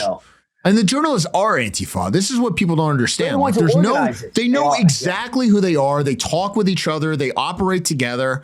I mean, it's the same people. I mean, at this point, Antifa is even, maybe this is a bit much. I mean, you can push back against this a little if you want, but I would say Antifa at this point is mostly a media phenomenon, because what they do most of the time now is they might try to attack you or something like that. But 90% of the time when you're dealing with Antifa, it's doxings, it's calling employers, it's calling venues like, oh, you're in a band. We're going to make sure your show can't play at this venue, that kind of thing. Oh, yeah. I mean, it's very rarely like they actually have the balls to come out and fight you, because they don't do that anymore. Yeah. At least not in the U.S. In the U.S. No, not in Europe. It's a different story. I think we all know that. Yeah. In U.S., Antifa is completely a just agency phenomenon. Yeah. It's part of the media establishment. It's part of the intelligence establishment. And they know that you have very few retards within their thing that think that they're actually, fighting the system. But even I see it. I mean, there's a journalist, this guy, Ali Winston. He was one of the first guys to report on Ram and all this. He posts Antifa stuff and all this. And, he would one of the times he messaged me and I messaged him back and he said something like, does the FBI know you're back? Right away, he's like, should I call the FBI? These guys, they know who they work for. They know that they're cogs in the system. And Trump needs to, if he really wanted, you call them a terrorist organization. I promise you, if you grab somebody like Ali Winston, right? One of these guys who works with the Antifa community, who's been to Antifa events, but he's really an organizer, right? Because he's there filming it. He's promoting it. So he's somebody with a name. If Trump was to grab a guy like this and throw him in prison, this would really have such an effect. Because look, it'll scare the people high up, right? Because if you just grab the tranny retard on the sidewalk, even if you give them it doesn't make a difference. Low level, it's nothing. But the journalist is really the one that you need to grab, because he's the one who's connected to the higher establishment. Right. Absolutely. Which, let's be honest, we'd love to grab the high establishment, but let's be realistic, more realistic, right? Yeah. Probably not going to be able to grab, whoever the paymaster is, right? Yeah. Yeah, whoever the paymaster is, you might not be able to grab, right? But the paymaster goes directly to the journalist, pretty much, through various NGOs and things like this, right? When you look at some of these media companies, Unicorn Riot, these are sludge fund, left-wing sludge fund. Bellingcat and all these sorts of things, Right.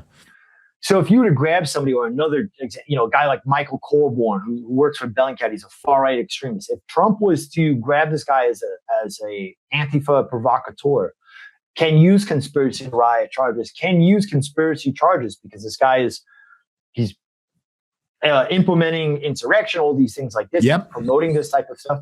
You grab this guy, it scares the people below him, and also you cut off the head to the random trannies on the sidewalk, because now they don't know how to organize, they don't know how to do anything, and you scare the people on top that are like, wait a second, this is This is my coordinator on the ground. This is, the journalists are the coordinator on the ground. Trump needs to, obviously I'm wishing things, of course, but if he really wanted, this is how you would go about it. You have to make these guys pay the price, because he sends a message to the goons on the ground, the Antifa goons on the ground, and it sends a message to the people on top. And that's what he needs to do, Yeah. I mean, right now there's this trial taking place in Texas with this Antifa group. They rounded up. They already declared a mistrial day one, so I think they're reconvening in like a week or something. I mean, we'll see what happens with this, but I think that's like the first trial where you're actually seeing an Antifa group like actually being put up on charges. And of course it's not even what you're talking about. I mean, you could use these conspiracy charges, not just conspiracy to riot, but also conspiracy to deny rights, which is a term they've used against a lot of right-wing groups, because conspiracy to deny rights, technically, if you and a bunch of other guys get together and say, oh, we're going to prevent such and such a group from having a meeting, you're plotting to violate their First Amendment rights. Therefore, that is a conspiracy. Therefore, that's a federal offense. I mean, what is Antifa other than a group that is designed to prevent people from exercising their First Amendment rights? I mean, you could use that against every group in the country. But even this one in Texas, what they're going after is because they basically shot a cop. So if you can't convict them on that, I don't know what we're doing here. You know what? Again, back to the so this was like a big thing during my case when we went for the selective prosecution. Now, selective prosecution in the federal system, this is maybe for a judge to grant selective prosecution, this maybe has happened one or two other times in American history. Selective prosecution, especially in the federal system, does not exist. Judge Carney, again, was just a guy who saw it for what it was. He was just right. He was very honorable about this. Yeah. He was just like, this is selective prosecution. It's like at the same event, you had Antifa bringing fireworks, weapons.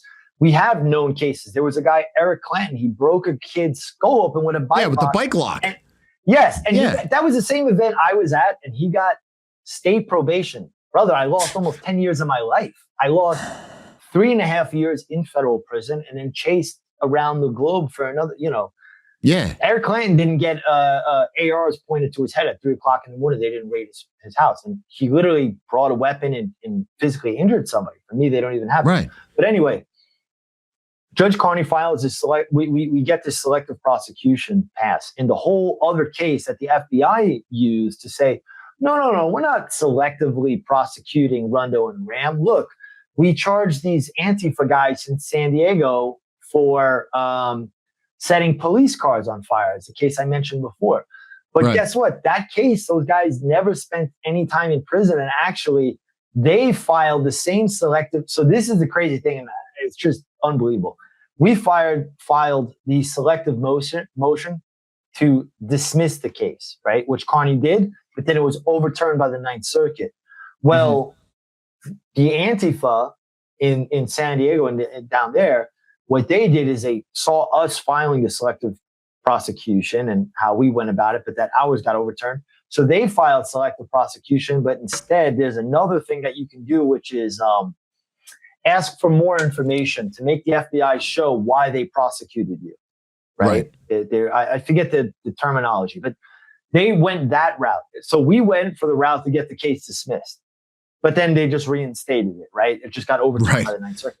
So they went to the other way, which was, well, we want to know more information from the FBI. They have to show basically their hand on why they prosecuted us.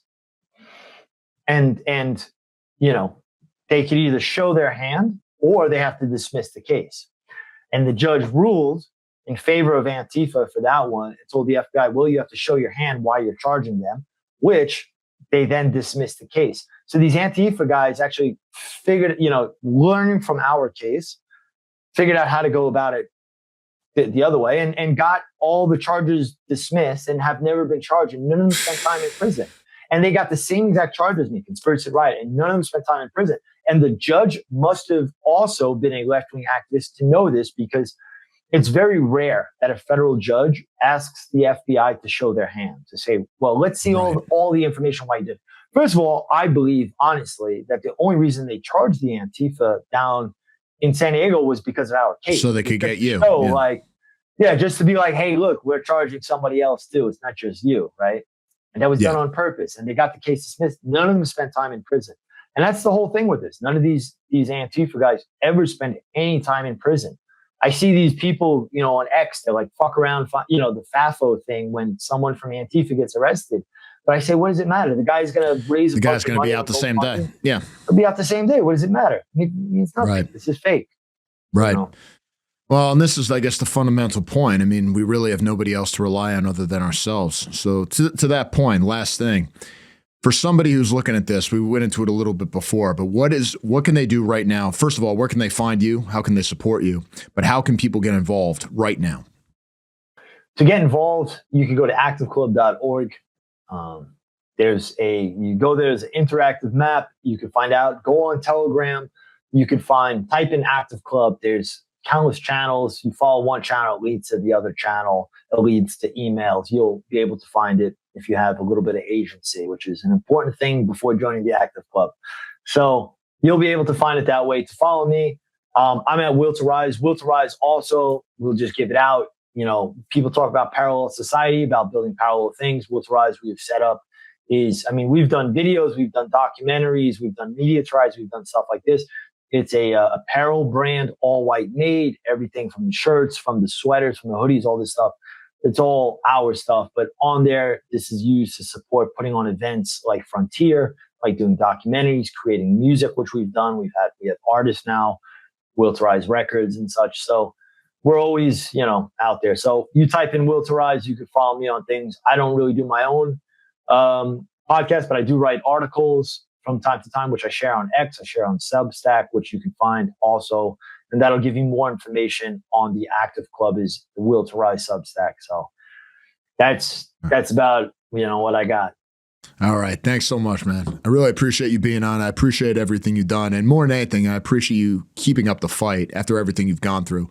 I don't think I have to tell you, we've seen so many people in this movement, they get a little bit of opposition and then they kind of pick up their toys and go home. The people who will like stick around, they're the ones who are going to help us win in the end. Yeah, well, for me, they created a permanent enemy. You know, like again, when you lose everything, you're free to do anything. Free to do anything. So this is what I do for now. So all is good. All right, man. Thank you for having me on. It was a real pleasure. Absolutely. Thank you.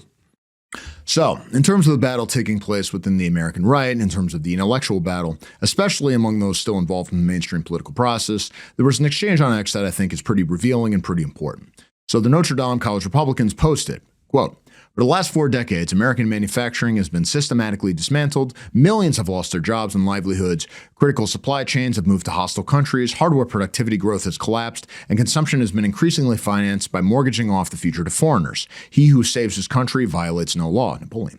"We urge President Trump to defy the Supreme Court's lawless, disgusting ruling today." This was obviously a reference to the tariff ruling.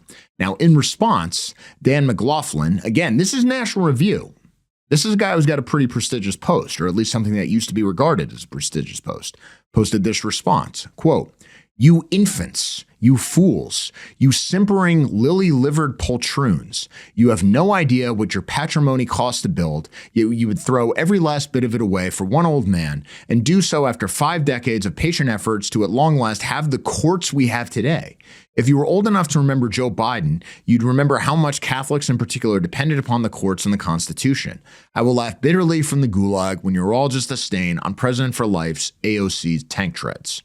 Now, this sort of anachronistic language is typical, and it's core to their brand. Oh, you're never going to see the likes of us again. Oh, even though I'm just some writer who maybe makes, $40,000, I'm actually going to pretend I'm some landed aristocrat, like bemoaning the fact of the lost values. We're supposed to lose. Losing proves our virtue. When AOC is dictator, that will prove that I'm right. Our principles forbid us from pursuing our interests. This is what they do. But of course, they're referring to authorities that we don't respect anymore. The courts that we have? We all know the courts are rigged. Why should I respect a court, which is at the whim of a judge who was appointed because she's either my political opponent, because she's non-white, or because she's gay? Like, that's who's standing in judgment over me. Why should I respect that? If you want to go back to the Constitution and the courts and the way things are used to be, then go back to having it manned by property-owning white male Anglo-Saxons. Then maybe I'll give you the time of day. But now these things are not worth respecting, and we all know this. Everybody knows this. And I thought the Notre Dame College Republicans responded quite effectively. in which this NRO boomer concedes Democrats blatantly defy the rule of law to the point that we're all going to be sent to the gulags when they win, but tells us we can in no circumstance do anything about this. This basically sums up the ethos of principled conservatives. Now, there's been more back and forth since this, but it's not worth getting into. The fundamental thing is this. It sounds so stupid because it's basically a truism to say something like, the country is the people. The country is the people. It's not the documents. It's not the form of government. It's not the courts. It's not the structure. As a lot of people were responding to this guy, Liberia basically is the same constitution as the United States for all the good it's done. There's a whole debate going on right now about Latin America. If you look at the Latin American constitutions after they won independence, they had the same sorts of guarantees of rights and freedoms and everything else that the U.S. had. In many ways, their constitutions were seemingly better in terms of giving you more rights. But of course, it doesn't do any good. Why? Because a political culture is not words on a piece of paper. It's in the people. It's the norms of the people. It's the culture of the people, which means fundamentally it's downstream from identity. And if we're talking about something being downstream of identity, we're talking about race. We're talking about ethnicity. We're talking about culture, which is inseparable from the genetic endowment of the creating people, as Sam Francis said. But of course, if you're a conservative, you can't admit that. So where does that leave us? We get these stupid sorts of comments like, oh, the country is the Constitution. McLaughlin said something like, no first world country without the Constitution. Well, Americans created the Constitution. America was a nation before the Constitution. And if the Constitution went away, as I would argue it basically has gone away in any significant sense, we would still be America. The part of the countries that are worth preserving are the people who would have been regarded as Americans under the 1790 Naturalization Act, which is to say, white people. You can have whatever constitution you want. There are still chunks of this country that have nothing in common with the historic American nation. This is such an obvious insight that I feel stupid telling you about it. You know this. I know this. Certainly, any young conservative knows it at this point. And yet you can't overestimate the willingness of conservatives to go to the mat, even to the point of their own destruction, to reject it. They absolutely cannot admit this is true. They have to take refuge in forums, in institutions, in documents. Why? Because fundamentally, once you say that the country and the political culture is downstream from identity, you've basically blown up the foundation of your whole political movement. Because what they stand for fundamentally is this idea that legalism and institution and education and political culture are what determine the fate of a people, which is to say that it's all downstream from education, which is to say that people are perfectible, which is to say that basically they're just liberals at the end of the day. We are saying, no, the people is the country. You could burn the Constitution. You could get rid of the federal government. You could destroy every institution that we have. Fundamentally, it doesn't make a difference if the people themselves still exist, because that's what America is. But if you get rid of the people and you have all the forms the same, the country is dead. Just like in Zimbabwe, where you have these black judges and they're putting on wigs and whatever else, that doesn't mean it's an extension of Great Britain. It's just a savage African dictatorship. That's what it is. What separates us from the mainstream American conservative movement is this critical insight. We are here to secure the existence of our people. And everything we value, in addition to that, comes from that root. So we can lose everything else, but we can't lose that essential thing. But these conservatives think you can somehow keep everything else while surrendering the one fundamental thing, which is the biological existence of the people itself. And until they admit that they're wrong about that, these people are always going to be the primary enemy on the right to be destroyed. They know their time is over, they're frustrated, they're lashing out. We are the future of the American right, we are the future of this country, and if we're not, then there is no future. I'll see you next time. All right, guys, that's it for today's episode of Identity Politics. If you found this valuable and you want to see more of this kind of work, here's how you can help. First, follow the show and share it with people who need to hear it. We're on Rumble, Odyssey, YouTube, X, TikTok, and you can also grab the RSS feed. Sharing it is the fastest way for us to grow. Second, sign up for our email list so we can always stay in direct contact no matter what the platforms decide. And most importantly, if you believe in our mission and want to keep it going, please consider supporting us on Ko-Fi. You can donate once or subscribe at the bronze, silver, gold, or white level. Every contribution, big or small, helps keep Identity Politics independent and alive. All the links are in the description below. Thanks for watching. Thanks for supporting. We'll see you next time.